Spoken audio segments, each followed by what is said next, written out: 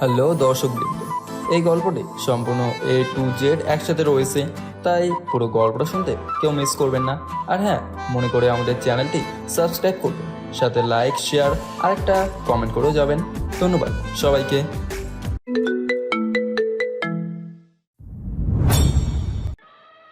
তোর মতো রাস্তার ভিখারি কখনো আমার ভাই হতে পারে না। আর তোর মতো ফকিরের সাহস কী করে হয় আমাদের অফিসে আসার? তোকে এভাবে সে ঢুকতে দিল কে? ভাইয়া তুমি ঠিকই বলেছ। এর মতো ফকির আমাদের ভাই হবে কি করে? এই দারোয়ান, দারোয়ান কোথায় তুই? তাড়াতাড়ি এই ভিখারি বাচ্চাকে আমাদের অফিস থেকে ঘাড় ধাক্কা দিয়ে বের করে দে। দেখ পুরো অফিসটা কেমন নোংরা হয়ে গেছে। মিস্টার রাশেদ ও রাহাদের এমন কথা শুনে আবির হাতে তালি দিয়ে অশ্রু ভেজা নয়নে তাদের দিকে তাকিয়ে বলে, বাহ স্যার বাহ, আপনারা এখন কত বড় হয়ে গেছেন আর আমি হয়ে গেছি পথের ভিখারি। আমার পায়ের ধুলোয় আপনাদের অফিসটা কেমন নোংরা হয়ে গেছে, তাই না? একটা সময় যেই মানুষটার ছায়া ছাড়া কিছুই করতে পারতেন না, আজ তার জন্য আপনাদের অফিস নোংরা হয়ে গেছে। আমি নিজের ভবিষ্যৎকে গলা টিপে হত্যা করে আপনাদের ভবিষ্যতের কথা ভেবেছি, নিজে বইরা হয়ে গেছি, তবুও বিয়েটা পর্যন্ত করিনি, আপনাদের কষ্ট হবে ভেবে। আর আজ সেই আপনারাই আমাকে এমন প্রতিদান দিচ্ছেন। বাহ, আমি আজকে খুবই আনন্দিত আপনাদের এমন রূপ দেখে। কিসের ভাই তুই? হ্যাঁ, তোকে আমরা ভাই হিসেবে মানি না। এক্ষুনি যদি আমাদের অফিস থেকে বের না হয়ে যাস তাহলে আমরা বাধ্য হবে তোকে ঘাড় ধাক্কা দিয়ে বের করে দিতে। না স্যার, সেটার কোনো দরকার নেই। আপনারা এত কষ্ট কেন করবেন আমার মতো সামান্য ভিখারিকে বের করে দেওয়ার জন্য? দোয়া করি আল্লাহ আপনাদের আরো অনেক বড় করুক। তবে স্যার, পকেটে কোনো টাকা নেই, বাইরে মাকে দাঁড় করে রেখে এসেছি, সকাল থেকে কিছু খাইনি। ভিখারি হিসেবে যদি কিছু টাকা দিতেন তাহলে অনেক ভালো হতো। ভিখারির বাচ্চা, দূর হ আমার চোখের সামনে থেকে। আমরা ভিক্ষা দিলে তাও সম্মানওয়ালা ফকিরকে ভিক্ষা দেই, তোর মতো ভিখারি কেনা, বুঝলি? ছি, রাস্তার নোংরা দিয়ে পুরো অফিসটাই ভরে গেছে, জুতাটাও পরে নেই। সরি স্যার, আপনার কাছে ভিক্ষা চাইছি, আসলে ভিখারি তো, তাই শরম লজ্জা নেই। আল্লাহ আপনাদের ভালো করুক। আবির কথাটা বলেই সেখান থেকে চোখ মুছতে মুছতে বের হয়ে যায়। আর আবিরের যাবার দিকেই তাকিয়ে আছে কেবিনে থাকা আরও কয়েকজন মানুষ। তাদের চোখেও যেন প্রশ্নবোধক চিহ্ন ঘুরপাক খাচ্ছে। আসলে লোকটাকে আপনাদেরও জানতে ইচ্ছে হচ্ছে, তাই না? তাহলে চলেন আজ থেকে 20 বছর আগের অতীত থেকে ঘুরে আসি। দিনটা ছিল শনিবার। আমির ওর বন্ধুদের সাথে বাড়ি থেকে কিছুটা দূরে বসে আড্ডা দিচ্ছে। এমন সময় আমিরের ভাই রাশেদ দৌড়ে আসে। রাশেদকে দৌড়ে আসতে দেখে আমির খুবই অবাক হয়ে যায় আর তাড়াতাড়ি রাশেদকে শান্ত করে জিজ্ঞেস করে, রাশেদ, তোর কি হয়েছে? তুই এভাবে হাঁপাতে হাঁপাতে আমার কাছে আসলে? সবকিছু ঠিক আছে তো নাকি? হ্যাঁ রাসেল, বল, তুই এভাবে দৌড়ে আসলি কেন? তোর সাথে আবার কারো মারামারি হয়েছে নাকি? তুই তো এভাবে আসার মানুষ না। না ভাইয়া, তেমন কিছু হয়নি। আসলে বাবার না। বাবা? ওই কি হয়েছে বাবা, তাড়াতাড়ি বল আমাকে। ভাই, আমাদের বাবা আর এই পৃথিবীর বুকে নেই। আমাদের মায়াসের ওই উপরে চলে গেছে সবাইকে এতিম করে। রাশিদের কথা শুনে আবির যেন ঠাস করেই মাটিতে বসে পড়ে। ওর যেন বিশ্বাস হচ্ছে না যে ওর বাবা আর এই পৃথিবীর বুকে নেই। ওর বন্ধুরা ওকে সান্ত্বনা দিচ্ছে, তবুও যেন আবিরের মন মানছে না। দেখ কাবির, সব কিছু নিয়তির খেলা। আর আমাদের কারোরই এই পৃথিবীর বুকে চিরকাল জায়গা হবে না। আমাদের সবাইকে একদিন আগে বা একদিন পরে মৃত্যুর স্বাদ বুক করতে হবেই। আর এই সত্য আমাদের মানতে হবে। বন্ধু, নিজেকে শক্ত কর। কিভাবে আমি নিজেকে শক্ত করব বল? আমি যে বিশ্বাস করতেই পারছি না যে আমার বাবা আর বেঁচে নেই। বন্ধু, মরণ কখনো মিশে হয় না। এখন কান্নাকাটি না করে চল বাড়িতে যাই। আঙ্কেলের দাফন কাফনের ব্যবস্থা তো করতে হবে নাকি? হ্যাঁ চল রাশেদ, তুই তাড়াতাড়ি গিয়ে রাহাতকে স্কুল থেকে নিয়ে আয়। আমি বাড়িতে গেলাম। ঠিক আছে ভাই, আমি এখনই যাচ্ছি। আর তুমি একদম কান্না করিও না কিন্তু। তোমার কান্না দেখে আমরাও কান্না পাচ্ছে। রাশেদ কথাটা বলেই সেখান থেকে চলে যায়। আর এদিকে রানা আবিরকে ধরে ধীরে ধীরে বাড়িতে নিয়ে আসে। বাড়ি ভর্তি মানুষ, সবাই যেন আবিরের বাবাকেই দেখতে এসেছে। সবার মুখে একটাই কথা, খুব ভালো মানুষ ছিলেন উনি। আর ভালো মানুষকে আসলেই বেশি দিন আল্লাহ দুনিয়ায় রাখে না। আবিরকে ওর বাবার মাথা ধরে হাও মাও করে কান্না করে দেয়। কেউ যেন আবিরের কান্না থামাতেই পারছে না। চোখের জলে যেন পুরো ঘরটাই ভেজে যাচ্ছে। আবিরের মা এক কোণায় বসে আছে, মেয়েকে জড়িয়ে ধরে। তারও যেন হুঁশ নেই, পাগলের মতো হয়ে আছে। সবাই মাকে ছেলেকে সান্ত্বনা দিচ্ছে। আরও অনেকেই রসেলের বাবাকে ঘিরে কোরআন তালাওয়াত করছে, সাথে দোয়া দূরত্ব আছে। দোস্ত, এভাবে আর কান্না করিস না। তোর কান্না যে আমার কোনোভাবেই সহ্য হচ্ছে না। এবার একটু নিজেকে বোঝাতে চেষ্টা কর। তুই কান্না করলে তো বাবার আত্মাও যে কষ্ট পাবে। এভাবে কান্না না করে আল্লাহর কাছে বেশি করে দোয়া কর। আমি নিজেকে কিভাবে সান্ত্বনা দেবো বল? আমি যে মানতেই পারছি না বাবা যে আর আমাদের মাঝে নেই। রানা আবিরকে নানানভাবে বোঝাতে থাকে, কিন্তু আবির যেন কোনোভাবেই বুঝে আসতেছে না। এদিকে রাশেদ রাহাতকে নিয়ে আসে। দুই ভাইকে জড়িয়ে ধরে আবির আবারও কান্নায় ভেঙে পড়ে। এভাবে চলে যায় অনেকটা সময়। তারপর পাড়া প্রতিবেশী ও আত্মীয় স্বজন মিলে আবিরের বাবার দাফন কাফনের কাজ শেষ করে। অনেক আত্মীয় স্বজনরা চলে যায়, আর কিছু দূরের মানুষ থেকে যায় আবিরদের বাড়িতে। রানা বাড়ি থেকে খাবার এনে সবাইকে খাইয়ে দেয়। রানার এমন কাণ্ড কারখানা দেখে ওর বাবা ওকে মামা বাড়ি পাঠিয়ে দেয়। কেননা ওর বাবা চাইতো না রানা এভাবে আবিরদের সাহায্য করে নিজের সংসারে অভাব ডেকে আনুক। এদিকে আবিরের পুরো পরিবার সবাই যেন পাগলের মতো হয়ে আছে। আবিরের পরিবারে আয়ের একমাত্র মাধ্যম ছিল ওর বাবা। 6 সদস্যর পরিবার খুব কষ্টের মাঝে দিয়ে হলেও ভালোই চলছিল ওদের জীবন। হঠাৎ করেই এমন ঝড় নেমে আসবে সেটা কিছুতেই যেন বিশ্বাস হচ্ছে না আবিরের। আবির এসে নামাজ পড়ে আসে। সবাই উঠানে বসে আছে, ঘরে কোনো খাবার নেই। কেননা আবিদের ধর্মের একটা নিয়ম আছে, কেউ মারা গেলে ওই বাড়িতে চুলা জ্বালানো নিষেধ। দুপুরে রান্না খাবার দিয়েছিল, আর রাতে পাশের বাড়ির মানুষ খাবার দিয়েছিল, সেটাই খেয়েছে ওদের আত্মীয় স্বজনরা। কিন্তু রাতে ওরা আর কি খাবে, তাই পেটে পাথর বেঁধে না খেয়েই রাতটা পার করে দেয়। সকালে আবির বসে আছে মনমরা হয়ে, তখনই ওর ফুপু এসে বলে, আবির, আমাদের বাড়ি তো অনেক দূরে, কাছে হলে না হয় গাড়িতে করে চাল ডাল পাঠিয়ে দিতাম। না ফুপি, এসবের কোনো দরকার নেই। এমনিতেই আল্লাহ একটা না একটা ব্যবস্থা করে দেবেন। না রে বাবা, এটা কি করে হয়? তোদের হাড়িতে এক মুঠো চালও নেই, তোরা কি খেয়ে থাকবি? টাকা পয়সা কামাই করার মতো তো কেউ রইলো না, তাহলে তোরা কোথায় যাবি, কোথায় থাকবি? ফুপি, আমাদেরকে নিয়ে এত ভাবার জন্য তোমাকে অনেক অনেক ধন্যবাদ। বাবা মারা গেছে, সাথে আমাদের পথ চলা কিন্তু শেষ হয়নি। কামাইয়ের পথ বন্ধ হয়েছে বলে ভেবো না আমরা তোমাদের বাড়িতে গিয়ে ঠাঁই নেব। আবিরের এমন কথা শুনে ওর ফুপির আর কিছুই না বলে সেখান থেকে চলে যায়। আসলে ওর ফুপির বাড়ি আবিদের বাড়ি থেকে 10 মিনিটের পথ। আবির যেন কোনো কিছুই চাইতে তাদের কাছে না যায়, সেজন্যই আগে এমনভাবে বলে গেল। হায় রে মানুষ, আসলেই কেউ বিপদে পড়লে সবাই এভাবে দূরে ঠেলে দেয়। এই জন্যই বড়রা বলে গেছেন, তোমার মুখের বন্ধু অনেক পাবা, কিন্তু দুঃখের বন্ধু হাতে গুনে 1-2টা ছাড়া খুঁজেও পাবা না। ওদের কষ্টের মাধ্যমেই পার হয়ে যায় 3টি দিন, হাড়িতে কোনো চাল নেই। আবির, এভাবে আর কতদিন চলবে? আমি যে ওদের কষ্ট আর দেখতে পারছি না। কত বাড়িতে এক মুঠো চাল খুঁজে আসলাম, সবাই এক কথায় তাড়িয়ে দিল। মা, সবাই ভেবেছে তাদের থেকে জিনিস নিয়ে আমরা পরে যদি পরিশোধ করতে না পারি, তাই সবাই মানা করে দিছে। সেই তো আমি বুঝেছি, কিন্তু এটা বললে কি আর তোর ভাই বোনের পেট মানবে? তুই তাও একটু বুঝিস, কিন্তু তোর ভাই বোন তো কিচ্ছুই বুঝবে না। মা, সব আত্মীয় স্বজনরা তো মুখ ফুটে নিল, এখন কি করব তুমি বলো। বাবারে, আমি তোকেই বা কি বলুম? তুই সবেমাত্র মেট্রিক পাশ করে কলেজে পা দিলি, এখন তুই কোনো কাজে গেলে তোর চেয়ে ভবিষ্যৎ অন্ধকার হয়ে যাবে। মা, তাও পরে কিছুই যে করার নেই, আমাকে কিছু একটা করতেই হবে ছোট ভাই বোনদের মুখের দিকে চেয়ে। না বাবা, তুই লেখাপড়া কর, আমি বরং চেয়ারম্যান বাড়িতে গিয়ে কাজ করি, তাহলে অন্তত তোদের মুখে 2 মুঠো ভাত তো এনে দিতে পারবো। না মা, এটা হয় না। আমি বেঁচে থাকতে তুমি অন্যের বাড়িতে কাজ করবে, সেই ভাত যে আমার গলা দিয়ে নামবে না মা। তার চেয়ে বরং আমি একটা কাজ করি, আমার আর পড়াশোনার দরকার নেই, ভাই বোনকে মানুষের মতো মানুষ করি। ওরা মানুষ হলে পরে আমার আর তোমার কষ্ট থাকবে না।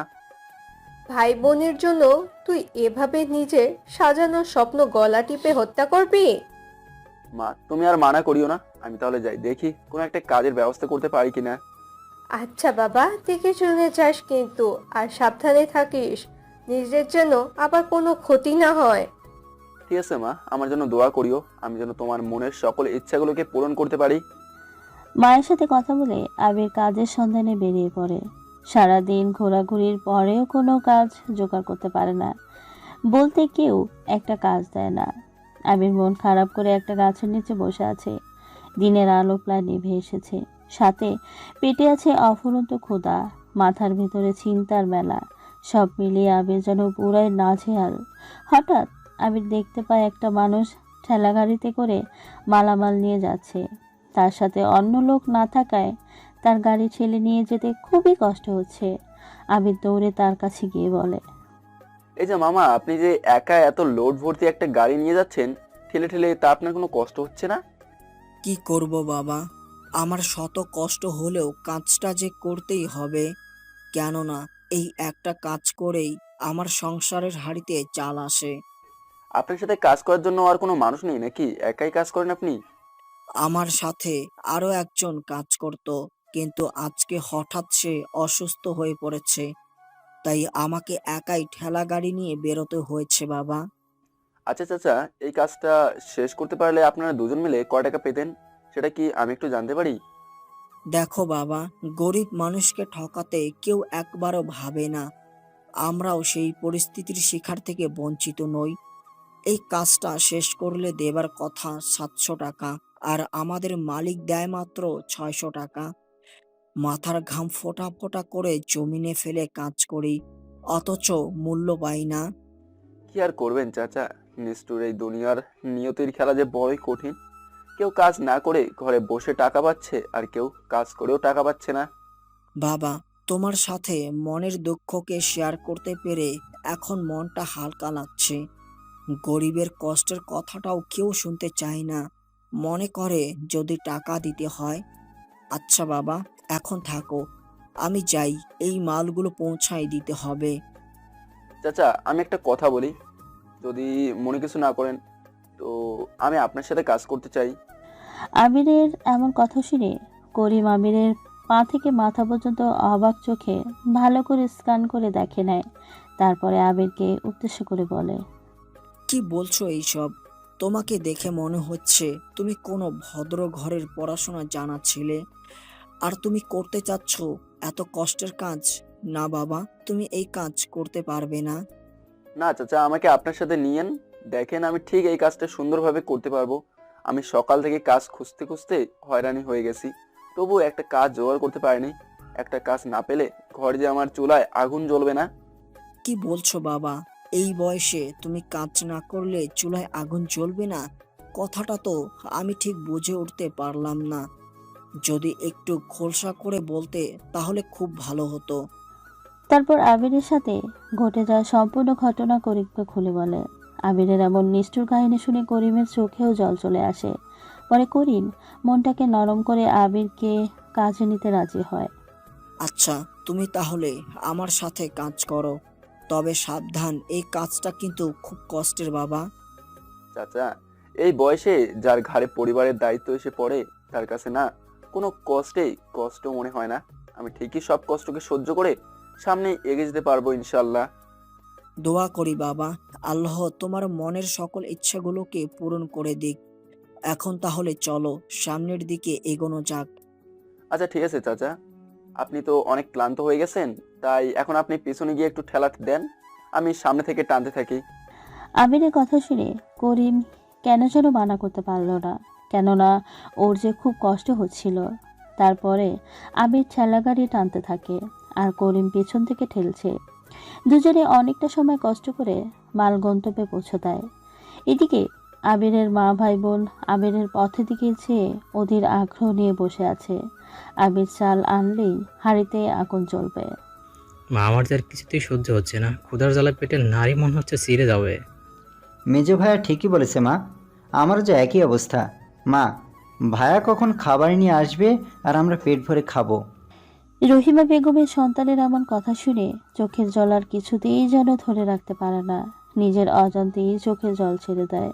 বৃষ্টির মতো অঝরে ঝরতে থাকে পানি। রহিমা বেগম সন্তানকে বুকে জড়িয়ে কান্না জড়িত কণ্ঠে শান্ত দিয়ে বলে, আমি তো তোদের কষ্ট বুঝি রে বাপ, আর একটু ধৈর্য ধর, তোর ভাইয়া এখনই খাবার নিয়ে আসবে। ঠিক আছে মা, আমরা তাহলে বাইরে খেলা করে আসি। খেলার সকালে ক্ষুধাকে যদি একটু ভুলতে পারি। রহিমা বেগম সন্তানের যাবার দিকে তাকিয়ে চোখে জল ফেলতে থাকে। তারই বা কি করার আছে, তাই না? নিয়তি যে বড়ই অদ্ভুত, তাদের সাথ দিচ্ছে না। এদিকে আমির করিমের সাথে রাত 9টা পর্যন্ত কাজ করে। আবির, আমি ভেবেছিলাম তুমি কাজটা করতে পারবে না, কিন্তু আমি সত্যি অবাক এই বয়সে তোমার এত কষ্টের কাজ করতে দেখে। এই নাও তোমার ভাগের 600 টাকা, আর চাল ডাল কিনে নিয়ে বাসায় যাও। কালকে সঠিক সময় আসিও, কেমন? ঠিক আছে চাচা, আমি তাহলে আজকে যাই। আমার পথের দিকে যে আমার পরিবারের সবাই তাকিয়ে আছে। ঠিক আছে বাবা, তুমি তাড়াতাড়ি চলে যাও। আমিও বাসায় যাচ্ছি। আমার জন্য যে সবাই পথ চেয়ে বসে আছে। আমির আর কিছু না বলে সেখান থেকে সোজা বাজারে আসে। রাত অনেক হওয়ায় তেমন কিছুই পায় না। পরে দোকান থেকে চাল ডাল ও অন্য কিছু জিনিস কিনে নিয়ে আসে। আমিরকে আসতে দেখে ওর মা বলে, বাবা আবির, তুই এসেছিস? আর তোর বাড়িতে ফিরতে এত দেরি হলো কেন? মা, তুমি সেটা না হয় পরে শুনিও, এগুলো নিয়ে আগে ভাত রান্না করো। আমার সোনার টুকরা ভাই বোনের বুঝি অনেক কষ্ট হয়েছে, তাই না? কান্না করতে করতে ঘুমিয়ে গেছে। ঘরে এক মুঠো গমের আটা ছিল, সেটা দিয়েই পানির সাথে জাল করে ওদের নাস্তা বলে খাইয়ে দিচ্ছি।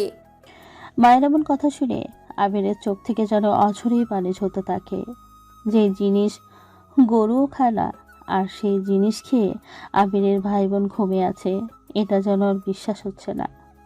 ঠিক আছে মা, তুমি তাড়াতাড়ি রান্না করো, আমি গিয়ে পিচ্চিগুলারে দেখে গোসল করে আসি। ঠিক আছে বাবা, তুই যা, আমি এখনই রান্না বসিয়ে দিচ্ছি, কেমন? আমি সেখান থেকে রুমে এসে 3 ভাই বোনের কপালে একটা করে চুমু দিয়ে গোসল করতে চলে যায়। গোসল করে আসতেই দেখতে পায় ওর মা ভাত নিয়ে বসে আছে, সাথে ওর 3 ভাই বোন না খেয়ে বসে আছে। কেননা তাদের একটাই কথা, যতই ক্ষুধা লাগুক না কেন ভাইকে ছাড়া খাবে না।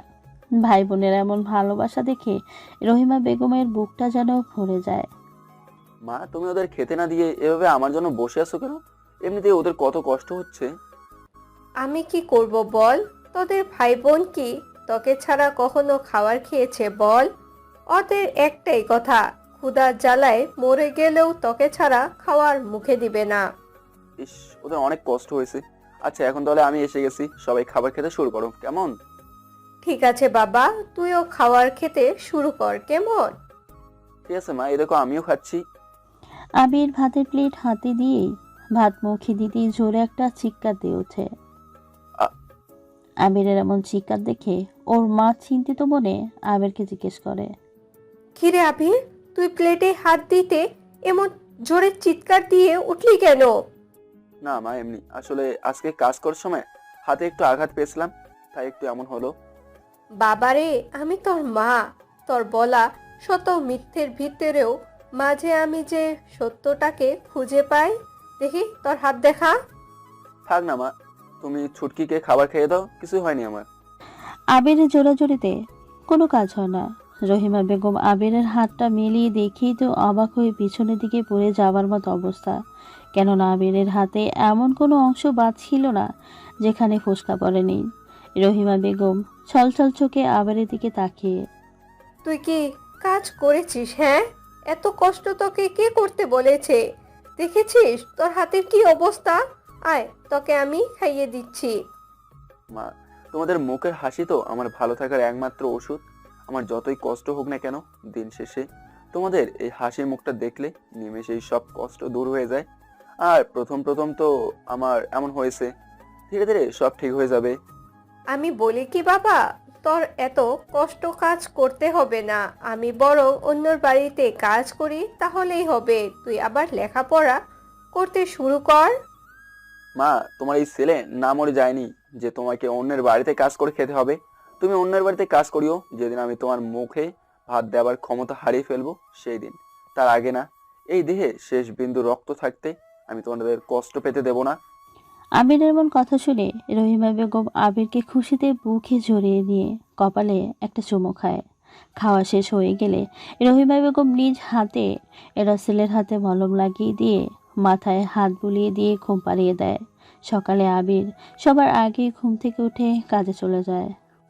কি রে আবির, তুই আজকে এত সকালে চলে আসলি যে? তোর বুঝি রাতে একটু ঘুম হয়নি, তাই না? আরে ঘুম হবে না কেমন? আমার তো সেই ঘুম হয়েছে মা।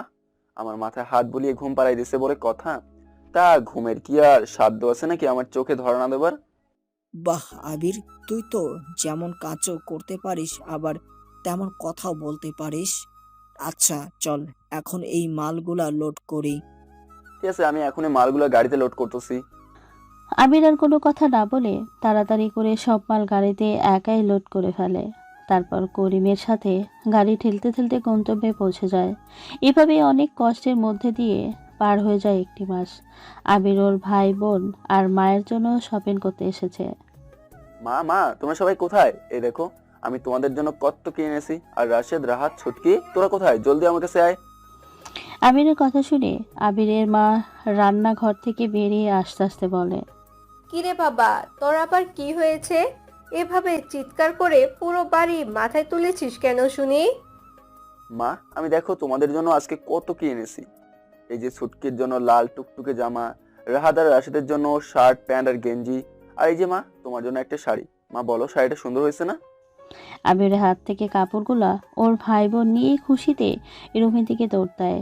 এদিকে আবিরের মা আবিরের দিকে তাকিয়ে বলছে, বাবা, তুই তো সবার জন্য আনা জিনিসে দেখালি, তা তোর জন্য আনা জিনিস তো দেখালি না। দেখি তোর জন্য কি এনেছিস।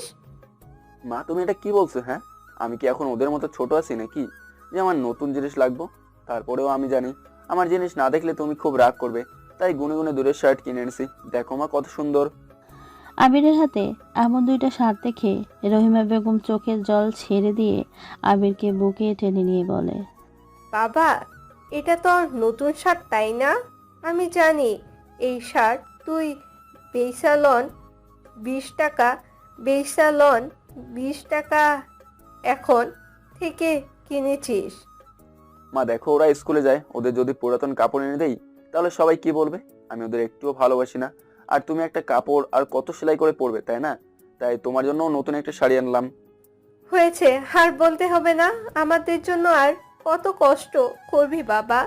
নিজের জন্য তো একটু ভাবতে শুরু কর। না মা, আমি আমাকে নিয়ে ভেবে কি করব? আমার ভাবনা একটাই, রাশেদ আর রাহাতকে ভালো করে মানুষ করে ঘরে তোলা, আর রিয়াকে ভালো একটা ঘরে বিয়ে করা। ব্যাস, এটা ছাড়া আর আমার জীবনের কোনো লক্ষ্যই নাই। আবির কথাটা বলি সেখান থেকে সোজা রুমে চলে যায়। গোসল করে খাওয়া দাওয়া করে নেয়। এভাবেই দেখতে দেখতে পার হয়ে যায় 2টি বছর। এখন আবির আর আগের মতো ঠেলাগাড়ি চালায় না। এখন আবির একটা মাল বাহনকারী ভ্যান কিনে নিয়েছে, সাথে করিম তো আছেই।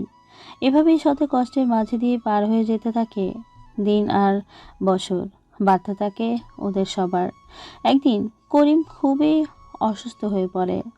আবির করিমের পাশে বসে আছে আর করিম আবিরের হাত ধরে। আবির, সর্বনাশা করোনা তো আমার পুরো পরিবারকে কেড়ে নিচ্ছে। আমার আপন বলতে তুই ছাড়া কেউ নেই। তুই আমার সাথে অনেক বছর হলোই আছিস। তোকে দেবার মতো আমার কাছে কিছুই নেই। ওই যে একটা বাক্স দেখছিস, ওখানে কিছু টাকা আছে। সেটা দিয়ে আমার শেষ কাজটা করিস। আর পারলে বড় করে একটা মেজবানির আয়োজন করিস। মানুষ গরিব হলে কি হবে, মন তো আর গরিবের মতো আশা করে না। চাচা, তুমি এসব বলিও না তো, তোমার কিছুই হবে না। আমি আছি না, তোমাকে হাসপাতালে নিয়ে যাব। কত জায়গা তো নিয়ে গেলি, কই কিছুই তো হলো না। তাই বলি কি, এবার আমার আশা ছেড়ে দে। কেননা আমার যে এই দুনিয়ার উপর থেকে রিজিক উঠে গেছে।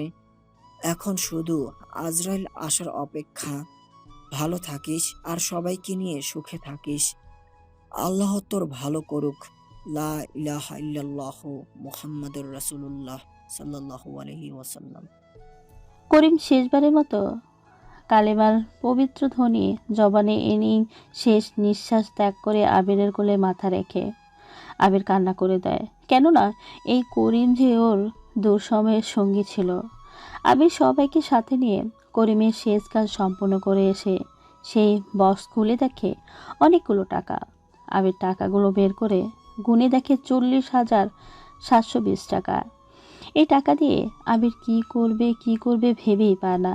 পরে অনেক চিন্তা ভাবনা করার পরে হাটে গিয়ে গরুর মাংস, চাল ডাল সাথে প্রয়োজনীয় সব কিছু কিনে এনে করিমের ইচ্ছা অনুযায়ী একটা অনুষ্ঠানের আয়োজন করে। দেখতে দেখতে অনুষ্ঠানের সকল কাজ শেষ হয়ে যায়। এবার রাশেদ ও রাহাত ম্যাট্রিক পাশ করেছে খুব ভালো রেজাল্ট করে। ভাইয়া, আজকে আমরা তোমার জন্য খুব ভালো রেজাল্ট করতে পেরেছি। তুমি না থাকলে সেটা কখনোই সম্ভব হতো না। হ্যাঁ ভাইয়া, তুমি না থাকলে হয়তো আমাদের সেই কবেই কোনো কর্মে লিপ্ত হতে হতো। এভাবে বলিও না, এটা যে আমার দায়িত্ব। তবে তোদের আরো বড় হতে হবে, মানুষের মতো মানুষ হয়ে গড়ে উঠতে হবে। সবাই যেন দেখতে পারে আমি ভাইয়ের জন্য কম করিনি। ঠিক আছে ভাই, আমরা তোমার কথা মতোই কাজ করব। আচ্ছা, আমরা তাহলে একটু ঘুরে আসি। এই তোরা ঘুরতে যাচ্ছিস, খালি পড়ে যাবি নাকি? এই নে, এখানে 500 টাকা আছে, কিছু কিনে খাইস কেমন? ভাইয়া, এসবের কি দরকার বলো? এমনিতে আমাদের পেছনে অনেক টাকা খরচ করতে হয়। চুপ, তোদের ভাই কামাই করে কেন? হ্যাঁ, শুধু তোদেরকে মানুষ করার জন্যই, বুঝলি? এখন যা, আনন্দ করে আয়। আবিরের কথা শুনে ওরা দুই ভাই বাইরে চলে যায়। এদিকে আবিরের মা এসে আবির, এবার একটু নিজেকে নিয়ে চিন্তা কর। তোর কিন্তু একটা ভবিষ্যৎ আছে। ওরা এখন ওদের নিয়ে ভাবতে পারবে, এমনটা তুই তৈরি করে দিয়েছিস। কি বলছো এইসব মা? ওরা সবে মাত্র এইচএসসি পাস করেছে, এখন এইচএসসি ডিগ্রি মাস্টার্স শেষ করতে হবে, আরো অনেক কিছু বাকি, বুঝলে? তোর যা ইচ্ছে তাই তুই কর, আমি যেটা বলবো সেটাই তো দোষ হয়ে যাবে। আর রিয়া বলেছে তুই ওকে স্কুল থেকে না নিয়ে আসলে আজকে আসবেই না। কেন মা, ওর আবার কি হলো আজকে? প্রতিদিন তো তোমার সাথে আসে। সেটা আমি জানি না, রিয়া আমাকে এটা বলেছিল, আমি শুধু সেটাই তোকে বললাম। আর তোর বোন কতটা অভিমানী সেটা তো আর তোর থেকে মনে হয় না কেউ ভালো জানে। সে কি আর বলতে মা, ওর অভিমান ভাঙাতে গিয়ে আমার দিন শেষ হয়ে যায়, তবুও মরণের রাগ কমে না। এখন তাহলে গিয়ে ওকে নিয়ে আয়, রিয়ার স্কুল ছুটি হয়ে গেছে। আচ্ছা মা, আমি এখনই গিয়ে ছুটকিকে নিয়ে আসি, কেমন? আচ্ছা, দেখে শুনে যাস কিন্তু, আর সাবধানে আসিস কেমন? আবিরা কিছু না বলে সাইকেলটা নিয়ে রিয়ার স্কুলের দিকে রওনা দেয়। অনেকটা পথ পরে রিয়ার স্কুলে এসে পৌঁছে যায়। আবির সাইকেল থেকে নেমে সামনের দিকে তাকিয়ে দেখে রিয়া গেটের কাছে রাগে মুখ নিয়ে দাঁড়িয়ে, মুখটা ভার করে দাঁড়িয়ে আছে। আবির রিয়ার এমন ভাব দেখে মনে মনে বলে, এই রে, মহারানী যে লেভেলের রেগে আছে, না জানি কি হয়। আবির এসব ভাবতে ভাবতেই রিয়ার সামনে এসে কানে হাত দিয়ে অভিমানী সুরে বলে, রিয়া, আমার আসতে অনেক দেরি হয়ে গেছে, তোকে অনেক কষ্ট দিয়ে ফেলেছি, তাই না? তোমার সাথে কোনো কথা নেই, যাও এখান থেকে। আমি কি তোমার বোন নাকি? রিয়া দেখ, আমি কানে ধরে আছি, আসলে আমার কত কাজ তুই তো জানিসই। যত চাই বলো না কেন, কোনো কিছুতেই কাজ হবে না। আমি তোমার কোনো কথাই শুনছি না। আমি পাক্কা 40 মিনিট হলো এখানে দাঁড়িয়ে আছি। চল না বোন, এমন করিস না। আর এই যে দেখ, তোর জন্য আইসক্রিম এনেছি। কই দেখি, আমাকে দাও। ভাইয়া, তুমি কত ভালো। হয়েছে, আর বলতে হবে না, তুই যে আমার ঘুষখোর ছুটকি বোন সেটা ভালো করেই জানা আছে। কি বললে? আমি ঘুষখোর? যাও, আমি তোমার সাথে যাবই না। হ্যাঁ, সরি বোন, আমার ভুল হয়ে গেছে, এখন তো বাড়িতে চল, এমনিতেই অনেক দেরি হয়ে গেছে, আমাকে আবার কাজে যেতে হবে। ভাইয়া, আমাদের জন্য তুমি আর কত করবে? এবার নিজের জন্য কিছু একটা করো। যে ভাইদের নিয়ে গর্ব করছো, একদিন তারাই তোমাকে দূরে ঠেলে দেবে, দেখে নিও। দেখ, তাতে আমার কোনো দুঃখ থাকবে না। আমি তো বুক ফুলে বলতে পারবো নিজের দায়িত্ব আমি সঠিকভাবে পালন করছি। তোকে ভালো একটা ঘরে বিয়ে দিলেই আমি মুক্ত। ভাইয়া, তুমি খুব পচা। আমি এখনো পিচ্ছি, আর তুমি এখনই আমাকে পর করে দেবার চিন্তা করছো? আরে গাধি, মেয়েরা হলো ব্রয়লার মুরগির মতো, এই দেখবি ছোট, আবার কিছুদিন পরেই দেখবি বড় হয়ে গেছে। তেমনই তুই এখন ক্লাস 7-এ পড়িস, কয়েকদিন পরেই বিয়ের নায়ক হয়ে উঠবি। ভাইয়া, কথা বলে লাভ নেই। আমি তোমাদের রেখে কোথাও যাচ্ছি না, এটাই ফাইনাল। এখন চলো বাড়িতে যাই। আরে পাগলি বোন আমার, তুই মেয়ে হয়ে জন্মেছিস, স্বামীর ঘরে তো যেতেই হবে, কেন এটাই যে আমাদের সমাজের নিয়ম। হয়েছে হয়েছে, আমাদের দায়িত্ব পালন করতে করতে তুমি বুড়ো মানুষের মতোই কথা বলতে শিখে গেছো। এইভাবেই কথা বলতে বলতে ওরা বাড়িতে চলে আসে। রিয়া আবিরকে খুব বেশি ভালোবাসে। কেউ আবিরের নামে কিছু বললে রিয়া তাকে ছেড়ে কথা বলে না। এই তো সেদিন রিয়ার মা আবিরকে কি যেন বলেছিল, ব্যাস রিয়া ওর মাকে এক বস্তা কথা শুনিয়ে দিয়েছে। ওরা বাড়িতে পৌঁছে যায়।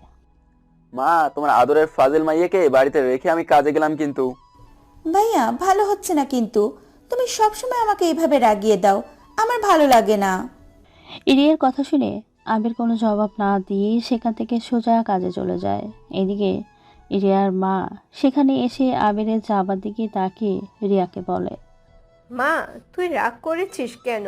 আবির তো তোর সাথে মজা করে, আর তুই তো জানিস তোকে না রাগালে ওর পেটের ভাত হজম হয় না। হ্যাঁ, আমি তো সেটা ভালো করেই জানি। আমারও না ভাইয়ের সাথে এমন করলে ভালো লাগে না। ভাইয়া নিজের সব সুখ বিসর্জন দিয়ে আমাদের জন্য এত কিছু করছে, আমরা কি ভাইয়ার এত কিছুর প্রতিদান দিতে পারবো? আসলে তোরা কপাল গুনে একটা বড় ভাই পেয়েছিস, যে নিজের জন্য না ভেবে তোদের জন্য সব সময় ভাবে। আমি এমন একটা দা ভাইকে পেয়ে নিজেও অনেক গর্বিত মনে করি। আমি নিশ্চয়ই আগের জন্মে ভালো কিছু করেছিলাম, তার জন্যই আল্লাহ হয়তো ভালো মনের মানুষের বোন করে আমাকে দুনিয়ায় পাঠিয়েছে। এভাবেই মা মেয়ে কথা বলতেই থাকে। এদিকে আবির কাজ করতেছে।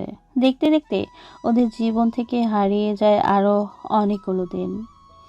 রাসেলকে আরও বেশি কষ্ট করতে হয়, কেননা এখনও সংসারের প্রতি খরচটা যে আরও অধিক পরিমাণে বেড়ে গেছে। একদিন আবির বাড়িতে নেই, দূরে কোথাও কাজে গেছে। আর এইদিকে রিয়া সহ সবাই ভাত খাচ্ছে। তখন রিয়া ওর ভাইয়াকে বলে, ভাইয়া, তোমরা তো এখন কলেজে পড়ো, তাহলে তুই একটা প্রাইভেটকে পড়াও না। ভাইয়া তোমাদের জন্য কত কষ্ট করে, আমিও তো প্রাইভেট পড়িয়ে একটু ভাইয়াকে সাহায্য করি। আমরা প্রাইভেট পড়ালে নিজেদের পড়া কখনো পড়বো? হ্যাঁ, না বুঝে এমনি একটা কথা বলবি না। আর তাছাড়া ভাইও তো আমাদের জন্য আছেই। হ্যাঁ, মেজো ভাই তো ঠিকই বলেছে। বড় ভাই থাকতে আমরা কেন কাজ করতে যাব? এতে তো বড় ভাইকে অসম্মান করা হবে। আমরা তো চাই না এমনটা।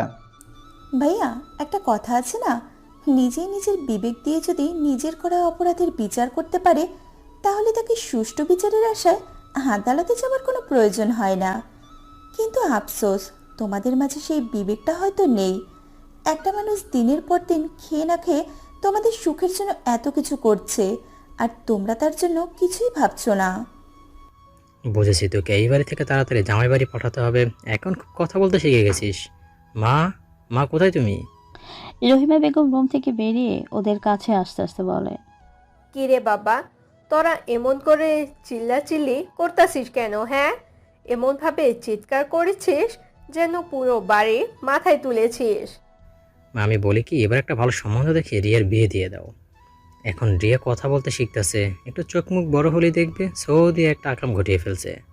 একদম বাজে কথা বলবি না বললাম।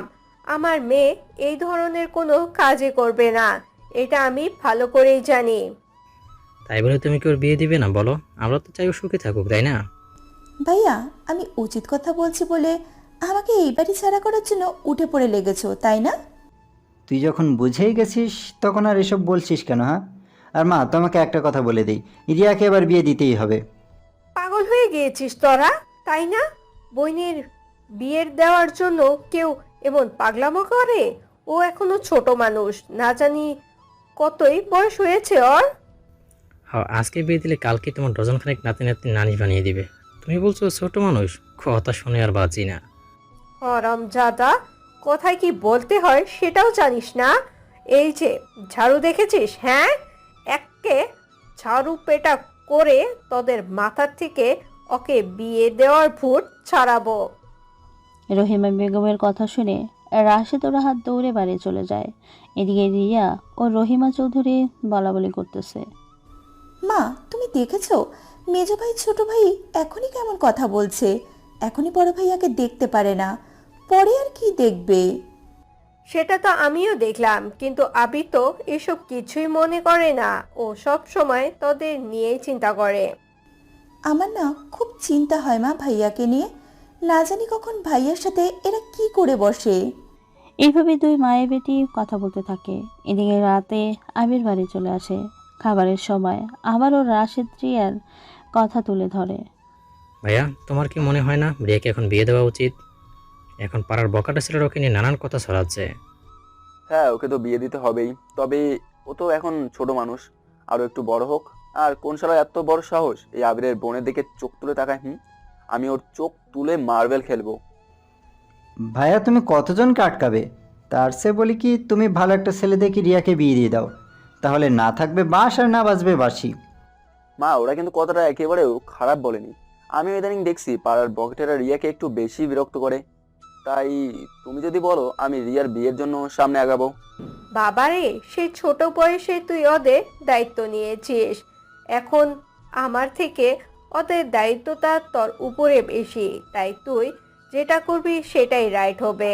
আর তাছাড়া তুই খারাপ কিছু করবি না সেটা আমার মন জানে। ঠিক আছে মা, আমি তাহলে রিয়ার জন্য ছেলে দেখি। রিয়া, তোর কোনো আপত্তি নেই তো আবার? ভাইয়া, আমি তো তোমাদের মাথার বোঝা, আমাকে নামাতে পারলেই তো তোমরা বেঁচে যাও, এতে আমি আপত্তি করেই বা কি করব? আমরা তো সবসময় তোর ভালোই চাই, তাই না? আমি কি তোর খারাপ কখনো চাইতে পারি বল? না ভাইয়া, সেটা কখনোই চাইবো না।